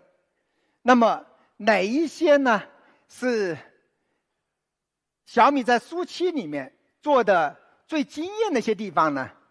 第一个叫水滴大灯，大家仔细看，它是一个水滴状的。我们刚才已经讲了啊，这是因为风阻系数象征着极速。更重要的是，这里面的这个日间行车灯跟远光灯、近光灯合在一起，是不是个米字啊？可能大家以前没仔细看，它其实亮起来就是个米字。所以我们希望呢，能形成小米自己的家族设计特征，所以他们叫米字大灯啊。第二点呢是光环尾灯，由420个 LED 形成，一层一层的光线过去的，在晚上的车流里面肯定是最耀眼的明星。好，第三个啊，也是大家呢夸的比较多的啊，就是我们在这个能包上，我们做了一条微微的小折线，就像涟漪水面即将消失的那一刻，我们叫175度的涟漪曲面，然后这种独特的特征线，让整个车身优雅圆润，同时蕴含了力量感，所以使它的变得动力十足。这个叫175度涟漪曲面。那么还有一个小设计，我们做了半隐藏式门把手，这是在网上泄密以后最被好评的。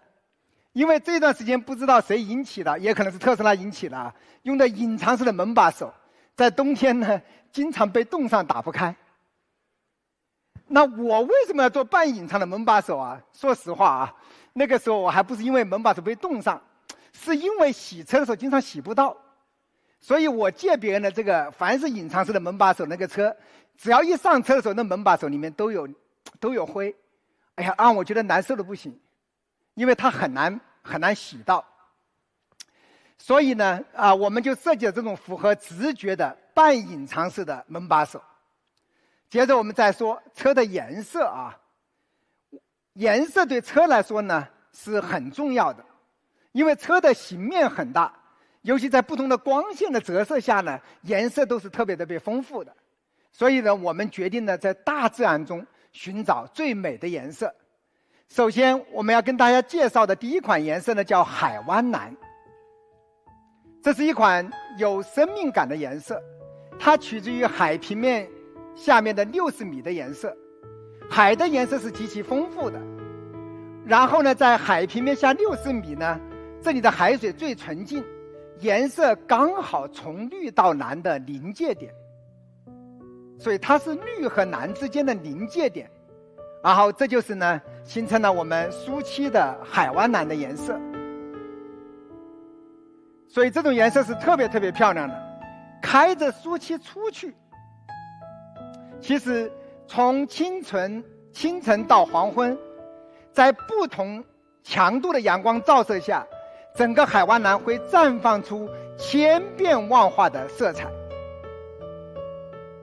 所以在每一种光线下，它的颜色都略有不同，它的层次是极度丰富的。好，我再让大家看2张实拍图啊。一张呢是在山顶的，是吧？好看吧？还有一张呢是在，他们说是在香格里拉的纳帕海。所以整个在不同的光线、不同的环境下，整个车特别特别的漂亮。那么第2款颜色呢，我跟大家介绍的是一款非常高级的灰，这是来自于雅丹地貌中的灰色的岩层，经过数百年的自然的力量啊，形成了沉稳的灰。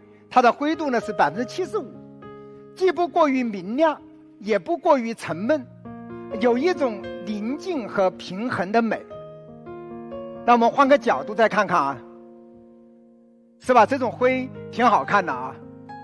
因为我在街上走的时候，我发现50%车都是白色，我觉得这个白色太无趣了，所以我说我们的苏漆能不能不做白色，做点高级的有趣的颜色，让生活变得更有意思。所以呢，我们反复的设计，我们就把它改成了雅灰啊。然后我们也来看一下实拍图，好看吧？好，我们把2个颜色摆在一起。好，摆在一起，我跟大家介绍一下啊。那个海湾蓝属于什么颜色？属于高饱和度色。这个雅灰属于低饱和度色。高饱和度色呢，这个一般呢只有跑车才用。为什么？是因为这么高饱和度，想在外面晒20年不变色，各位想一想这有多难啊！所以这种颜色做起来特别特别贵。一般的家用车是舍不得花这么多钱做这么艳的颜色的，而且一般的年轻人呢，总觉得开这么炸的颜色，总觉得有压力，是吧？但是我相信我们小米的用户不会的，所以我就决定呢，把这些最贵的、最好的工艺都用在苏漆上，我就设计了海湾蓝。很多人问，这么好看的颜色要不要加钱？因为你们知道保时捷那个颜色加钱可是很恐怖的啊。法拉利就更恐怖了。有一次我们一个同事觉得有一部法拉利那个颜色特别好看，一问加40万。后来说哎呀算了不买了，不是法拉利买不起，是这个颜色买不起。好，那么雅灰呢是一个低饱和度颜色，也是最近呢大家都觉得比较时尚、比较高级，所以呢最近也特别特别流行这个低饱和度色。我们就在每个色系里面找了一个颜色，然后呢，我们再看一下，这个是呢在傍晚的阳光下的色彩，也挺漂亮的。那么除了这2种颜色呢，我们还精心的准备了一款金属漆的橄榄绿，在绿中带一丝金黄，表面加了一些珠光粉。在沉稳中带着张力啊，这个我们在实际调研的时候，很多人也特别特别喜欢这种颜色啊。在平稳中、沉稳中有张力，这种颜色也更容易展示我们苏漆的曲线美啊。好，我们来看一下实车，是不是特别的漂亮？因为它有金属漆、金属粉在里面，还有这个最好看的这个放在高原上拍的。包括，这个侧后方，这个角度是苏漆最好看的角度。其实我每次看到苏漆，我都特别想开上这辆车，走遍大江南北。我想这一定是个很爽很爽的事情。可是呢，我们实在是太忙了。然后我的同事们呢帮我完成了这个愿望，开着它去了很多很多很漂亮的地方，然后还给我们大家拍了一段跑山跑海的视频，我们大家一起看一下。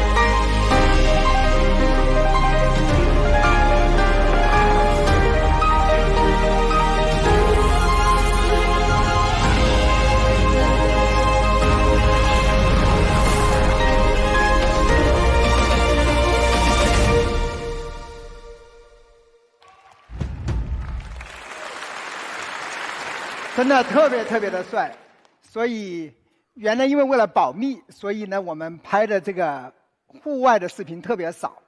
今天呢我们借这个技术发布会把外观发布以后就可以拍更多更好看的视频啊。好，我们再看看内饰设计啊，很多人都很关心这辆车的内饰设计。它有环绕式的座舱设计，它的型面饱满柔和，给人非常温暖的乘坐感。而且的话呢，它有悬浮的仪表台，集成的出风口，让乘员舱的空间呢足够大。还有一点呢，这个车的话呢，为了做的特别通透，它的玻璃面积有5.35米，所以呢，整个车内的面积呢，显得特别空间大，特别透啊。聊到这里，可能很多人担心夏天特别晒啊。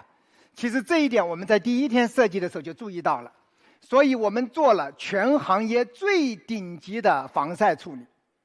顶层天幕呢，用了双层镀银工艺，隔离紫外线呢99.9，红外线呢99.1。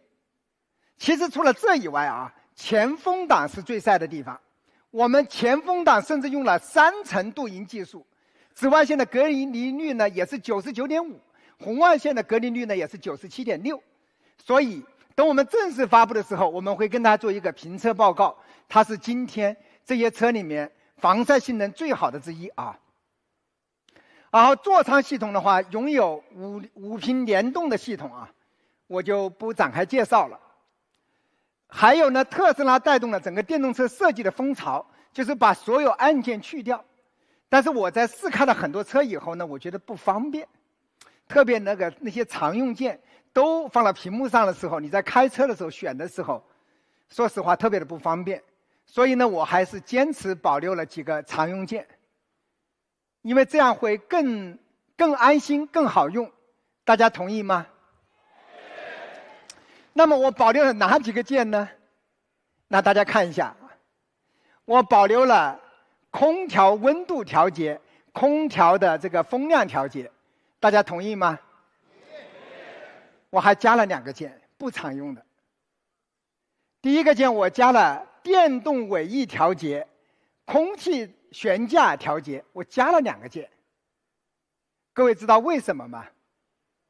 是因为我一个朋友买了一辆100万豪车，来跟我炫耀，给我演示电动尾翼升起，折腾了10分钟也不知道怎么开启。后来我在想，我的这个车一定要一键按下去就能给朋友演示。你想我买了这么帅的苏七，还不嘚瑟一下吗？然后看我们怎么嘚瑟啊，一按下去，就升起来了，还分好几档啊，可以吧？专门用来给朋友演示用的啊。那也可以演示一下我们的空气弹簧可以升降的，这都是100万豪车的配置啊。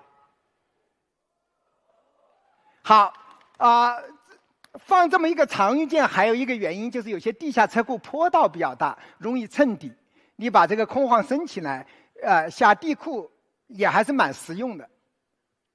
同时大家我也知道啊，我们的中控大屏也支持物理键盘的拓展，这对键盘党来说、机械党来说特别实用的功能。那么我们的方向盘呢，用了3幅 D 型的运动方向盘啊，是非常经典的运动方向盘，363毫米的直径啊。座椅的话呢是运动风格的座椅，有通风加热的功能。同时呢，我们根据中国人的人体特征，把腰托的高度升高到135毫米，这样的话使腰部、肩部、坐垫都有很良好的支撑。因为我们买国外那些豪车的时候，他们是根据外国人的人体特征来设计的，我们把这个升高了，所以开起来会更舒服。同时我们把坐垫也改成了3明治结构的坐垫，我们在坐垫上下了很大的功夫。在上层呢，我们用的3D Mesh 的网状支撑材料，有10毫米厚，它的触感很柔软，而且有很好的通风性。中层呢，我们用了15毫米厚的记忆海绵，当你短途乘坐的时候特别舒服。好，下层我们用了高密度的 PU， 能够承受每立方米75公斤的压力，它有很好的回弹性，特别适合长途乘坐。所以我们在坐垫上呢也下了很大的功夫，这是在同档同期的车里面唯一这么做的。而且的话呢，我们的座椅呢也用了全立面的纳帕小牛皮，而且非常柔韧舒适在内饰颜色呢，我们提供了3种，银河灰就这种的，第2种呢叫暮光红，第3种呢曜石黑。所以我们也提供了3种选择，而且都精心做了一些缝线，使整车呢在很沉稳的过程中也有一些活力和运动感。我们甚至全车的内饰都通过了国际1级认证这个认证达到了婴幼儿皮肤能够直接触碰的这个标准这个主要是我们觉得是吧，很多家长会带孩子在车里，所以呢我们特别重视环保。车里呢还有环绕贯穿式的动感氛围灯也增加了很多的豪华性。另外呢，我们也配备了顶级的豪华音响，一共有多少个扬声器呢？23扬再加2个头枕扬声器，全车有25个扬声器，然后支持 7.1.4 的声道，然后这是100万级的豪华车的音响，而且支持杜比全景声。所以我们的内饰的话呢非常非常的漂亮，而且豪华感很足，配置也非常的强。可能还有很多人问呢，空间，说你跑车姿态，其实这是我在设计的时候跟他们经常讲到的一句话。我说我们这辆车要穿衣显瘦，脱衣有肉，要看起来很小、很精致、很好开，但是打开以后空间要大。所以呢，我们看起来跑车姿态，但是打开以后是 C 级大空间。所以呢，我们在设计的时候选的假人的这个模型的高度是 1.88 米，像我都只有 1.81是 1.88 米的这个假人模型。我们前排纵向空间达到了1012毫米，就是1米多，然后身高 1.88 的这个假人模型有充足的头部空间，绝对不会感到任何压抑，所以开起来很好开。那么放到第2排，这个假人模型头部有余量，膝部超过1拳，它的空间感受呢是超过 Model S， 也超过宝马5系的。所以我们一直在选择怎么在外观设计与空间的实用性上找到一个完美的平衡。而且我们整车后备箱很大，571升，而且进深呢有 1.13 米，如果放下后排能达到2米。好，这么大的后备箱能干啥呢？我们来看一下。如果2-3个人出行，能够放得下一个28寸大的行李箱，2个20寸的登机箱，再加2个背包，所以2-3个人出行足够，还能放下整套的露营装备，而且还能放下整个乐队的装备，所以这个空间是特别特别大的。我觉得对于电动车来说，更难的是什么呢？我们还有很大的前备箱，这是国内纯电车里最大的前备箱，105升。好，这么大的前备箱用来干嘛用呢？他们说主要装钓鱼设备，还有，是吧？你出去买了海鲜，你外卖的一个食物，然后你钓的活鱼，这个避免串味。如果你放到后备箱里，跟成员箱是串味的，所以前备箱呢，主要是专门存这些有味道的东西，特别方便。或者你要给朋友，拿点东西存在前备箱，你只给他前备箱的密码，他就开前备箱，就很方便啊。好，聊到这里的话，可能很多人不了解啊，其实不是所有的纯电车都有前备箱的，很多纯电车是油改电的，它的平台是油车，它把那个以前的装，是吧，发动机啊、变速箱的地方，是吧，空着，在上面给你盖个塑料板，因为它的平台不支持，它不是纯电平台。小米呢是正向研发的非常先进的纯电平台，才能做到这么大的前备箱。那么我们是怎么做到的呢？我们下了很大的功夫啊。我们用了18合1的三角梁，我们把那些零件全部合在一起，做到一个三角梁，并且把空调箱什么都挂在那个三角梁上。还有我们把那个前面的散热箱也斜置，把足够大的空间全部腾给了前备箱。所以我在这里教大家一句，就是前备箱越大，其实这个水平是越高的，这个设计水平越高。好，这就是我们精心为大家设计的小米SU7的内饰和空间。那么整辆车做完以后呢，我们差不多请几千人看过了，我们请过300-400位供应链的合作伙伴，请过500位以上的媒体朋友，还请过，是吧，300-400位的渠道合作伙伴，还请了很多行业专家指点。我们为什么这么认真呢？因为我们这辆车投入超过了100多亿，而且我们聚焦在这一辆车上，所以这辆车必须成。在这个需要万无一失的时候呢，我们请了非常多的专家来指点。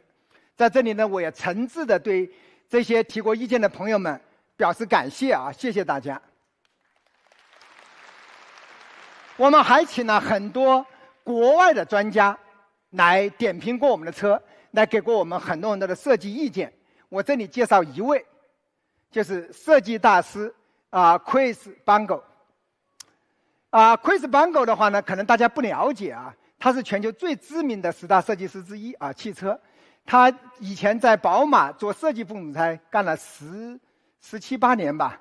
他设计了最出名的天使眼和火焰曲面，他是一个非常非常出名而且优秀的设计师啊。这个我们邀请他呢给我们指点一下。然后呢，有一段视频呢是他看我们的整车试驾我们整车的一个评价的视频，大家一起看一下。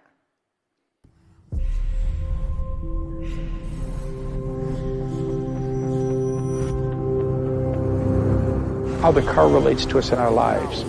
Will it stay like that? There's literally no rules. Accomplished, did I say that? Wait a minute. How the hell is this a Xiaomi product? Is this the Xiaomi I knew 5 years ago?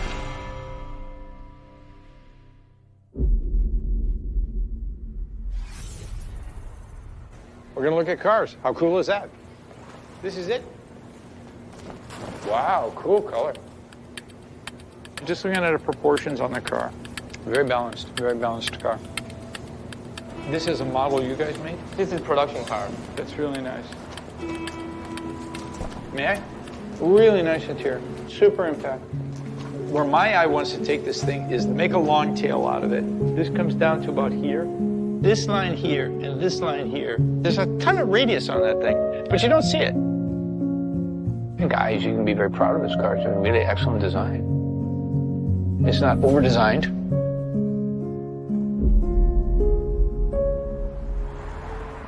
Four years ago, I think I was in a Xiaomi store and I looked at all the products. And the products are uniformly super geometric, super clean, ultra simple, non-emotional in that sense. But cars are emotional.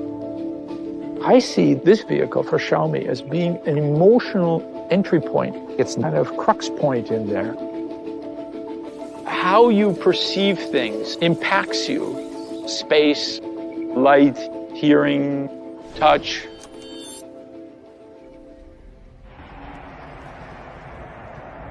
It looks drivable. It looks like a driver's car. We'll find out when we drive it. Go for it. Oh, there's an EV rocket effect about it, which evokes well-established relationship between the human dream of commanding the horse and the driving pleasure. What was mine? What's your mark? That's my word for the day. That was fun. My first reaction was, I think it fits the Xiaomi world where they're going.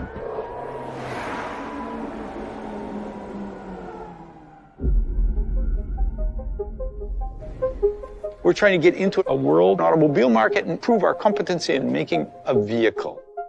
It's something to think about. Your unknown, to me, is future auto. Your greater unknown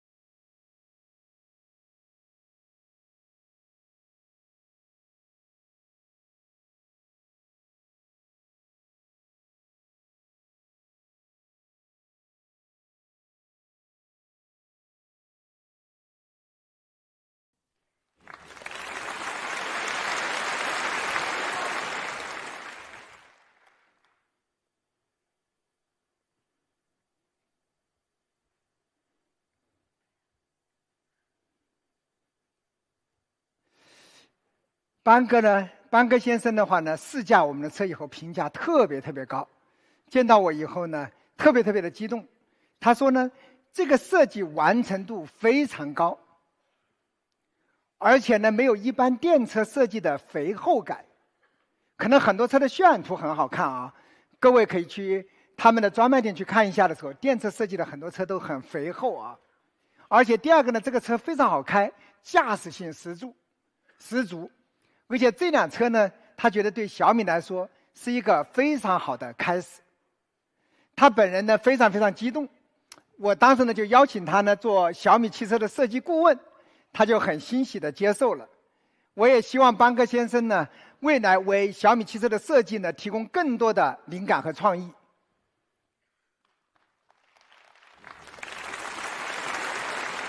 好，聊到这里的话呢，性能，我觉得巅峰性能、极致的驾驶体验是我们造车的原点。我觉得速度呢不仅仅是一样参数，而是一种信仰。我希望的话呢，每一个人坐到我们的苏七里，轰动踏板的那一刻，都能感受到灵魂的共振。所以呢，我们在这辆车的性能上下了很大的功夫。首先，我们支持双电机全能驱动，我们的最大的马力呢到了673匹，838牛米。那么这样的马力啊，相当于什么呢？相当于4升的涡轮增压 V8 发动机的跑车。所以它的0-100就是从0加速到100公里每小时，它的性能是极为恐怖的。好，像这么一辆车，它的0-100表现到了什么样的程度呢？ 2.78秒。下面呢是 Taycan Turbo 的那个性能。Taycan Turbo 呢是150万的车啊，这个它的性能是极为夸张的。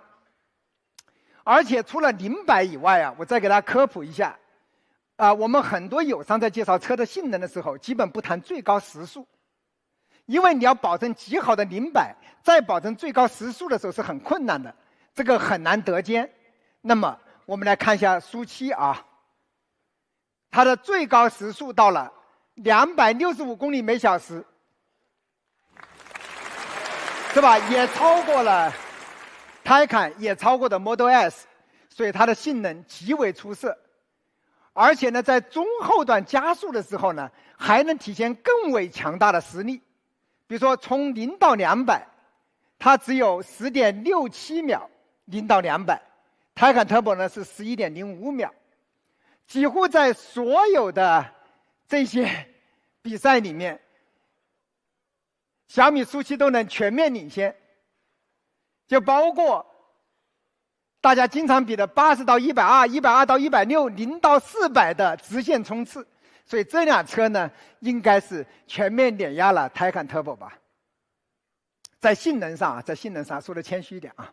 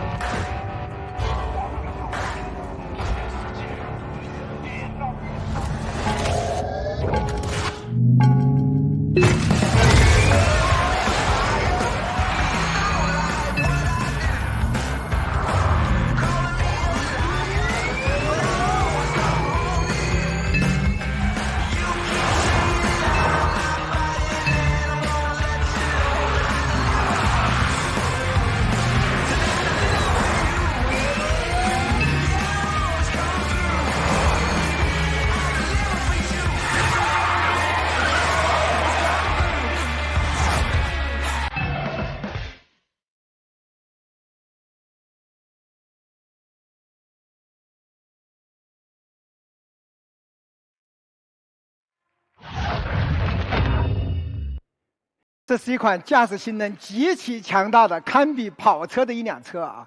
这个车非常非常强，而且它还特别好开。它的转弯半径呢只有5.7米，3车道呢一把过，所以呢开起来也特别特别的灵巧。而且对驾驶爱好者来说呢，我们还支持无限自由度的自定义驾驶模式。我们可以改加速、转向、悬架等10几项可调节。最多的项有100个档位，组合起来有16.8亿种驾驶模式，你可以体验到是吧前所未有的驾驶体验。如果你觉得你调得特别好，还可以上传测区跟大家分享啊。所以呢，它是无限自由度的。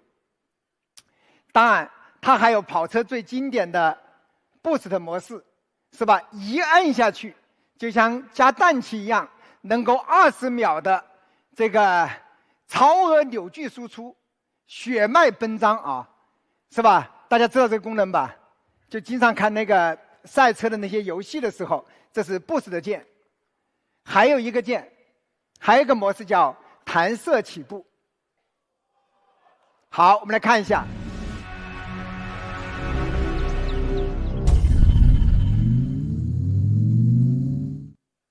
所以整个车能够像弹出去一样，叫弹射起步。所以呢，有非常多极为出色的驾驶体验。那么，同时我要跟大家说呢，这辆车不仅跑得快，还能刹得住。它从100公里到0只有33.3米，就是一脚地板刹踩下去，别动摇，车不会晃，就是33米停下来。所以我也是这些年坐车以后，才试过了，是吧？地板刹、地板油门。一脚踩到底，然后我们还专门有个训练，就专门停到锥筒前面，要停到正好。所以呢，在这里的话，你要对你的车有非常大的信心，而且你的车也要特别好。所以这些成绩呢，都是媲美Taycan的。那么这么出色的驾驶表现啊，源于小米智能底盘的软硬件的实力。我们呢是前双叉臂、后五连杆、CDC 减震器加空气弹簧等一系列强大的硬件，是小米SU7的性能的基础。那么我举个例子啊，我们的刹车系统非常强大，我们有布雷伯的4活塞固定卡钳，就是大家在轮子里面看到的那个黄色的卡钳，很帅的啊。这个还有博世的 DPB 智能解耦的智能系统，这个制动系统呢也是全球首发，还有博世的 ESP10.0 的车身稳定系统。好，有了这么一系列的强大的硬件基础，我们对于刹车系统还有4重冗余，是吧？假如你的踏板失效了，你可以长按 P 键刹车。如果这个也失效了，还有 DPB 和 ESP 双重冗余刹车。如果这2个又失效了，还有机械液压刹车。如果实在不行，还有电机的动能回收，它给你反向转来自动。所以呢，这辆车呢提供了强大的4重冗余设计。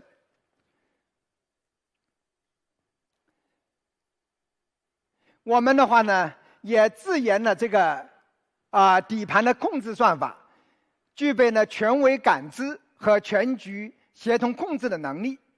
那么，我举几个场景啊。第一个，我们有路面自适应，就是别的车上讲的魔毯功能啊。它能提前最远看到150米，能够看到减速带或者路面湿滑，能够比较早的提前做出判断。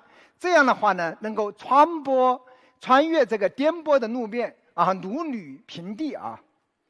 还有弯道姿态的自适应，就是当你急剧转弯，然后激烈启停的时候，始终保持车辆的平衡，既不会抬头，也不会甩尾。它的高速过弯呢是又快又稳。还有空气动力的自适应，就是根据你的车速，它能调尾翼，它能调主动进气格栅，它能调空簧，来根据你的车的速度来给你提供不同的下压力，使车呢有更极限的表现。还有一个配置呢，那体验感特别强，叫主动侧翼支撑，就是当你转弯的时候，座椅呢会主动充气，提供你的身体侧倾的反向支撑力。就是你转弯的时候，这个座椅会抱着你，所以这个体验特别好。这是像大 G 啊、迈巴赫的豪华配置啊，所以大家试驾的时候可以体验一下。尤其是在你急速过弯的时候，这种体验感特别好。好，我们简单的总结一下它的性能有多么，是吧？有多么厉害！2.78秒的0百的能力，265公里每小时的最高时速，是吧？除这以外，还有这个自定义的无限自由度的驾驶模式、Boost 的模式、弹射起步，还有小米的智能底盘，100到0的自动33.3米，有固定卡钳。有博世的 DPB， 有博世的 ESP， 所以整套系统呢非常非常的强大。好，我们再看一眼啊，它跟 Taycan 比，跟 Model S 比，大家可以看一下最常见的3个指标：0-100最高时速、最大功率。我相信大家可能对SU7是一辆什么样水平的车，大家有了认知吧。所以大家真的不要叫99000了，这不可能的。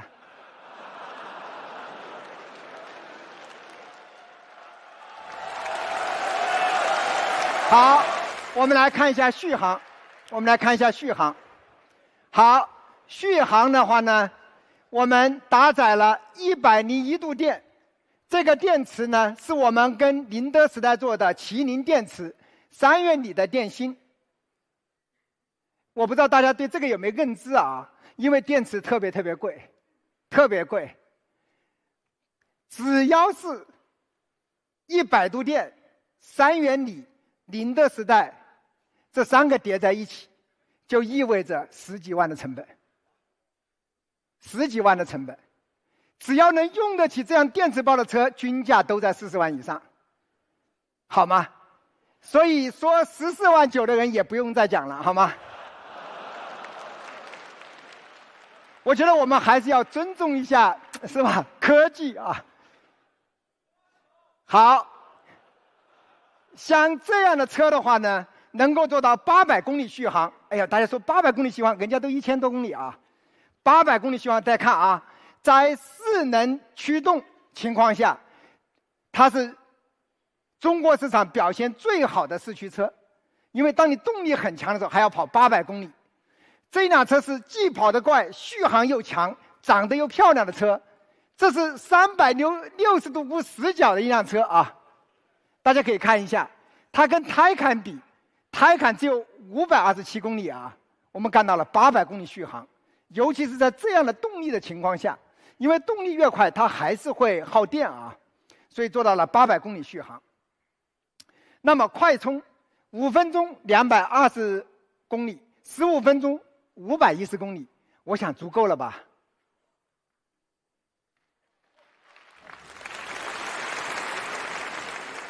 冬季续航反正都是最强啊，我就不重复了。所以我们还总结吗？不总结了吧。反正这个电池和充电技术都是今天行业最领先的之一啊。但还有一个非常非常重要的内容，我想重点讲的叫整车安全，好吗？这是大家最关心的。说小米第一次做车，我们非常非常认真对安全，安全无小事，安全高于一切。我们选择了最严苛的标准来设计我们的产品。我们的内部设计标准是全部覆盖3大标准的。第一个标准叫 CNCAP， 是中国的国标。我们选择的标准是2024版的，明年7月1号才正式开始实施的。这个标准比现在正在用的2021要高很多。我们是用的未来的标准啊。我们不因为我们的车明年上半年上市，我们就用低的标准设计的，我们都是用的最严苛的。第二个，我们用的是2023版的欧洲的标准 ，ENCAP 也是5星级最高标准，而且我们也用了中保研3项全G+的优秀安全标准。换一句话就是说，我们选的这个世界上全部是最严苛、最高的标准来设计我们的产品的。那么安全呢，分4项，叫被动安全、主动安全、电池安全和隐私安全。我先给大家介绍一下被动安全。被动安全的话呢，我们采用了铠甲笼式车身啊，钢铝混合车身。那么高强度钢和铝的占比超过了90%。这个高强度钢达到了什么程度呢？2000兆帕，就是到了潜艇用钢的这个强度水平啊。好，我们再来仔细看一下。我们先说那个前重梁，用了大量的高强钢和加强板。我们是在仿真实验里面逐个找弱的点，逐个加强，甚至在前重梁和车身衔接部，我们都用到了2000兆帕这个衔接点。我们是对整个做了很多次仿真实验，找到相对弱的点去强化的。所以呢，这个整个前重梁呢非常强。三角梁呢，我们采用的是一体化压铸铝啊，在碰撞的时候，它能把力量正向冲击力向两侧转移，同时提高了整个车身的流转刚度。第三点呢是门槛梁，你看这个门槛梁呢是超宽的蜂窝那个挤出铝的门槛梁，这个门槛梁非常非常宽。同时呢，这中间加了4根高强度的横梁，每一根都做到了2000兆帕的强度。这个结构把电池包和成员舱包裹在中间，这个能够确保这个成员舱和电池包的安全。它的横向抗冲击力能撞到多少度？能撞到83吨，它能扛83吨的撞击。所以呢，整个车的那个侧撞的性能特别的出色。那么后地板的话呢，我们采用了采用了一体化的大压铸的厚地板，这个也进一步的提高了强度。也就是说，这个车身的4大的核心结构件，前纵梁、三角梁、门槛梁、后地板，我们全部得以强化，所以我们整车的强度特别高。可能谈到强度呢，各家车厂用的最多的一个指标，这个指标部分性代表强度，叫什么呢？叫整车扭转刚度。那么在燃油车的时代里面有公路坦克之称的福特猛禽 F150，它的扭转刚度是多少呢？26500，就号称公路坦克今天进入智能电动车的时代各家都在卷这个扭转刚度。这个我们的车呢，也希望成为新一代的公路坦克这个我们的车做到了今天量产这里肯定是世界第一了，量产车世界第一多少呢？51000，可以吧？作为这样的一辆轿车，扭转刚度51000，各位想一想，有多猛啊！所以我说绝对会成为新一代的公路坦克好，安全性上呢，我们配备了7个安全气囊，我们还有远端安全气囊，有2个侧气囊。这个气囊呢，长度达到2.04米，而且能够有效的保护前排2排的侧部碰撞。在这里呢，我跟大家介绍一下，我们内部的碰撞测试标准多达40项，覆盖了CNCAP 中保研所有碰撞标准，是全覆盖的这个在这么多碰撞标准里面，我们内部标准甚至比这些标准更加严苛。我来让大家看一看我们的标准：正碰、侧碰、柱碰，那每一个标准我们都比 CNCAP 要高不少。那大家今天卷的最多的可能大家听到最多的还有个后碰，就是追尾碰撞。追尾碰撞呢，国标呢用的是50公里每小时，美国标准是最严苛的80公里每小时，小米内部标准是90公里每小时加70%偏置碰撞，这是全世界最严苛的后碰标准。所以小米就是用这样的态度来做安全的。好，在主动安全领域呢，我们标配了16项的主动安全的配置，提供了前后左右360度的安全防护，就是16项主动安全配置。我们的设计目标是什么呢？是前向紧急制动，每30万公里不出现1次的误触发。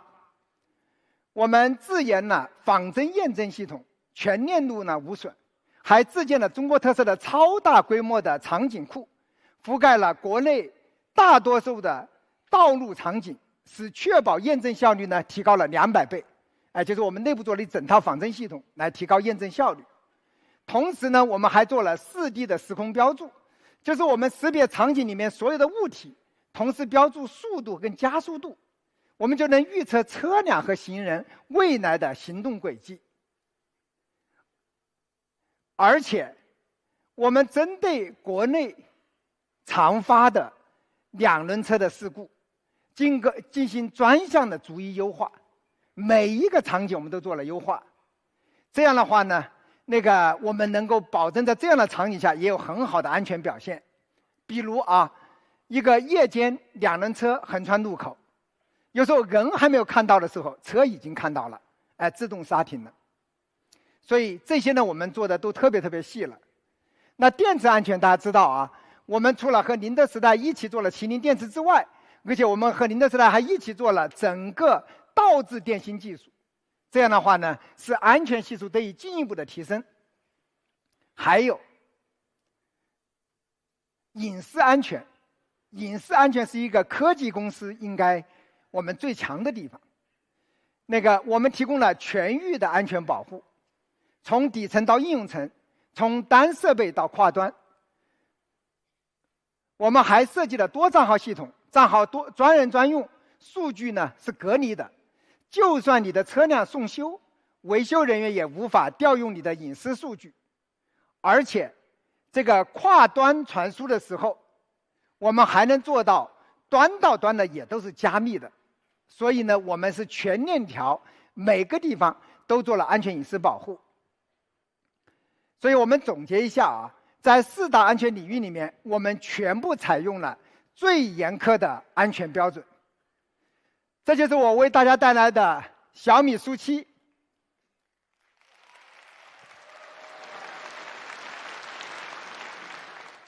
我们一起简单的总结一下，我们一起来再看一遍。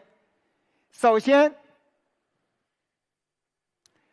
是一辆 C 级的大空间的车，高性能生态科技轿车。这辆车不仅很漂亮，它的风阻系数做到了全球最低，还有它的性能也非常的恐怖，直接媲美了100万级的跑车，2.78秒的0-100，265公里的最高时速。然后它的电池包的话呢，101度电，这个续航呢800公里，这个871伏的高压，而且冬季续航的水平保持率特别高。整车安全的话呢，扭转刚度达到了51000牛米每度。那智能座舱呢就更强了，是吧？它有澎湃 OS， 有骁龙8295的座舱芯片，有人车家的全生态。那么在小米的自驾系统里面，这个它全自研的驾驶算法，然后有偶刃差2颗，有一体化的极光雷达。这就是我们今天小米书7的所有参数，我就不一一介绍了，好吗？等我们正式发布会的时候，我再详细跟大家介绍。我相信小米书7的定价确实有点贵，但一定让大家觉得贵的有道理，同时也一定会在体验上超出大家预期的。我们再耐心的等几个月，好不好？好，那么小米书7有2个版本，它的标准版也很强大。虽然车圈没有标准版，我们还是为大家提供了一个标准版，它的能力也很强大，我就不详细介绍了。这就是我们的车，大家觉得我们的科技跨越、人车合一怎么样？所以我们通过科技成生态，实现了驾驶者和乘坐者人车合一的完美体验啊！其实这个海湾蓝还是挺好看的。那么因为大家还要再等几个月，我们小米14配合小米汽车做了限量定制色。来，大家看一下，漂亮吗？想买小米汽车可以先买部小米14啊。还有我们的小米手表3也很漂亮。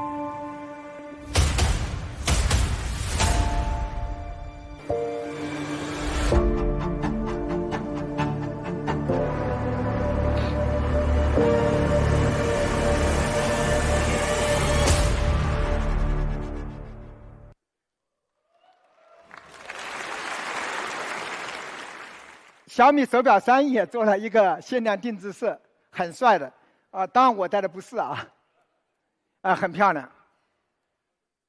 我们为橄榄绿也做了一套。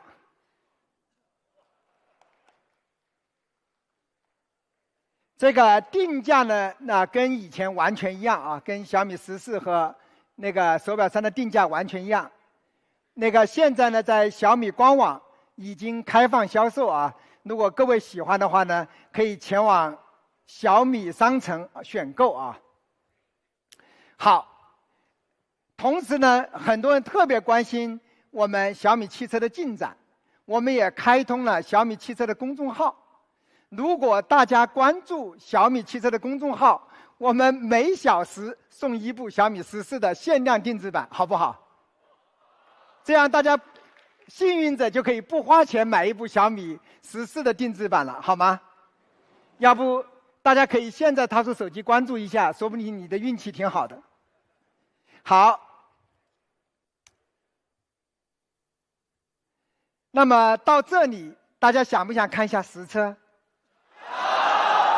好，大家等一下，我们发布会结束以后呢，我们在1楼准备了一个巨大的展厅，有实车，也有刚才我们讲的这些技术的展示。欢迎大家发布会结束以后呢，无论如何留下来到我们展厅里看一眼。然后我在舞台上呢也准备了2辆车，我们一起掌声来欢迎我们小米SU7。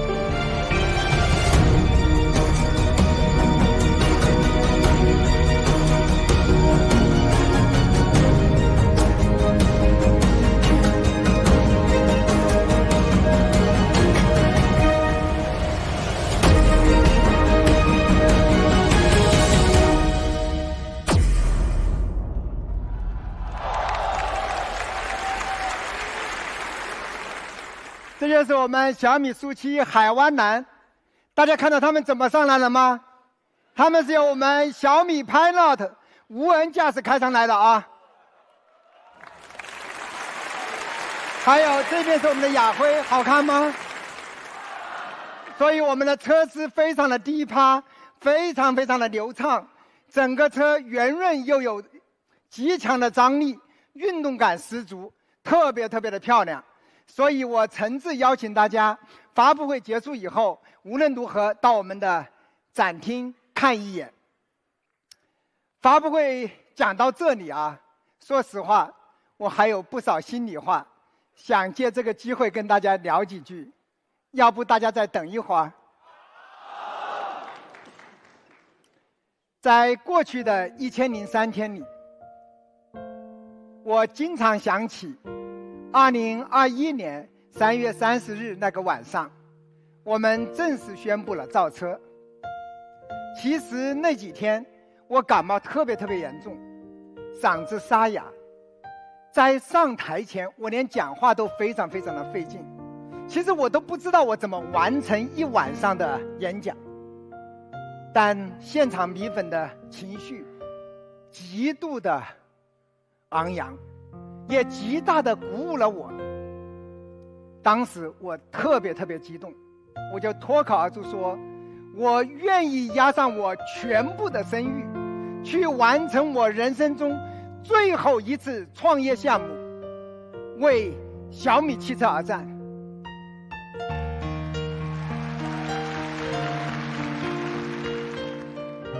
那天晚上，当我走下舞台的时候，我的心情一半是火焰，一半是海水。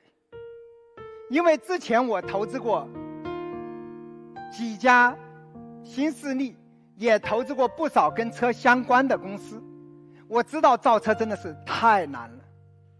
当我决定亲自下场的时候，一眼望过去，全是太多的未知与不确定。但开工没有回头箭，100年赛道漫漫征程。从那一刻，对我们小米来说，正式拉开了序幕。那天晚上的发布会呢，非常的成功，在非常短的时间，我们就收到了超过2万份简历。在非常短的时间呢，我们汇聚了非常多汽车行业的精英，就包括像李田园这样的人。他们每个人一上来就问我，说我们小米汽车的行谱怎么规划？我说啥叫行谱？你们知道行谱吗？大家告诉我，其实就是产品规划和布局。因为车厂呢喜欢做平台，特别喜欢用一个平台做一堆的车，就是覆盖不同的人群，覆盖不同的价格位，你进一个展厅好几十辆车，主打一个总有一款适合你。还教了我一句话，叫多生孩子好打架。但是我的想法呢非常非常的不一样，我说我们不需要做这么一堆的产品，我们能不能先聚焦做好一款产品？而且我不想要一款普通的平庸的车。我说我们要一辆什么样的车呢？我们要一辆可以媲美保时捷、媲美特斯拉的 Dream Car。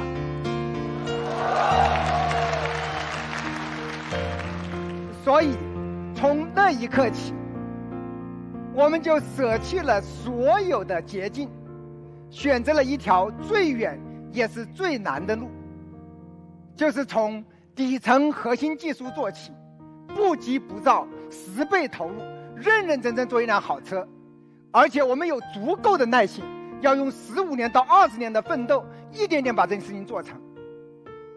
所以谈到这里的话，雄关漫道真如铁，而今迈步从头越。我觉得小米汽车对我们小米集团来说，是从手机行业向汽车行业的重大跨越，更是人车家全生态完整闭环的关键跨越。小米汽车就是我们小米集团全新的开始。我相信，终有一天，全球的每条路上都有我们小米汽车驰骋的身影。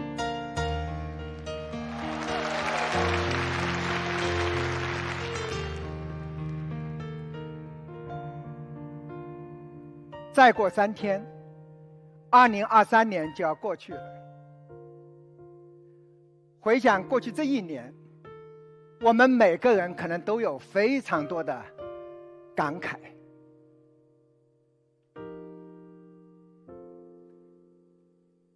前几天，我在北京的街头走过，清晨的阳光照在路边的残雪上，有点冷，空气冷得那么干净。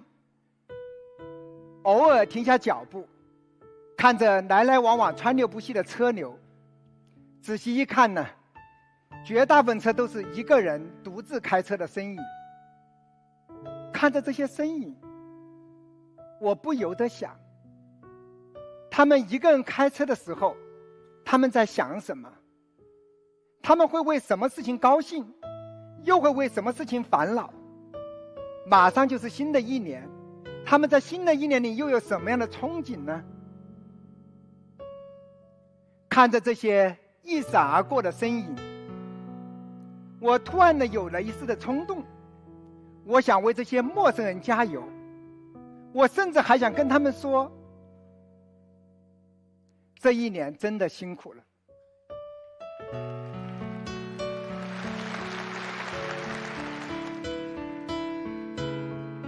你的辛苦或许只有你自己知道，你值得好好的感谢一下自己，奖励一下自己。这些行色匆匆的身影，其实就是我们这个时代真正的脊梁。在那一刻，我在想，我能为他们做点什么呢？无论我们这个时代有多少宏大的叙事，无论你有多少责任与担当，每个人的心里都有一个奔涌澎湃的梦，都有一个自由无垠的向往。我想，我们小米造车，我可以为这些驾驶者造一辆好车，造一辆承载所有向往的梦想之车。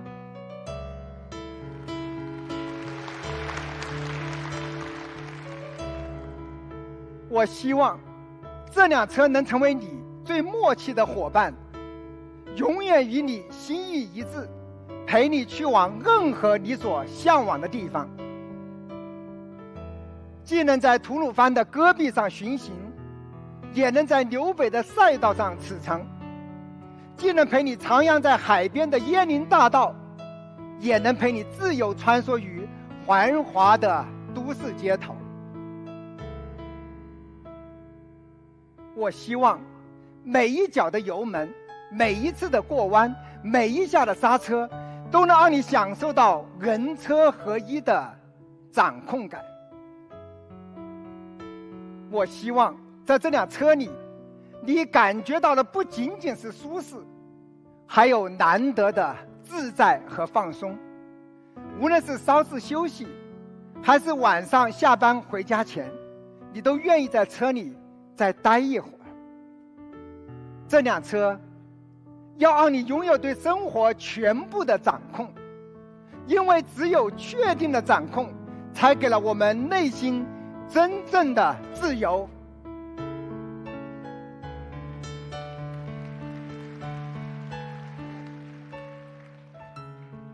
今天在过来的路上，我看到午后的阳光照进来来往往的车窗，为这些驾驶者的身影勾勒出金色的轮廓。在那一刻，我仿佛看见了你们，在过去这些年里面跨越了一道又一道的关口。我看见了你，坚定而自信，从这个冬天开始迈向了全新的时代。无论这个冬天有多冷，风有多大，你的车里，你的心里都是温暖的，你的脚步，你的车能都一样的稳健有力。我想跟你说，为奋进者加油，与时代精英同行。小米的第一辆车小米苏7，就是为这些梦想路上的驾驶者而造的。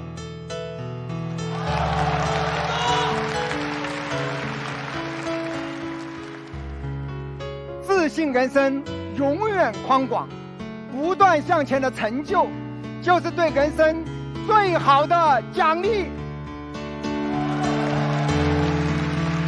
谢谢大家，我们今天的发布会就到这里结束了，谢谢。邀请大家到我们的展厅去看一看，谢谢。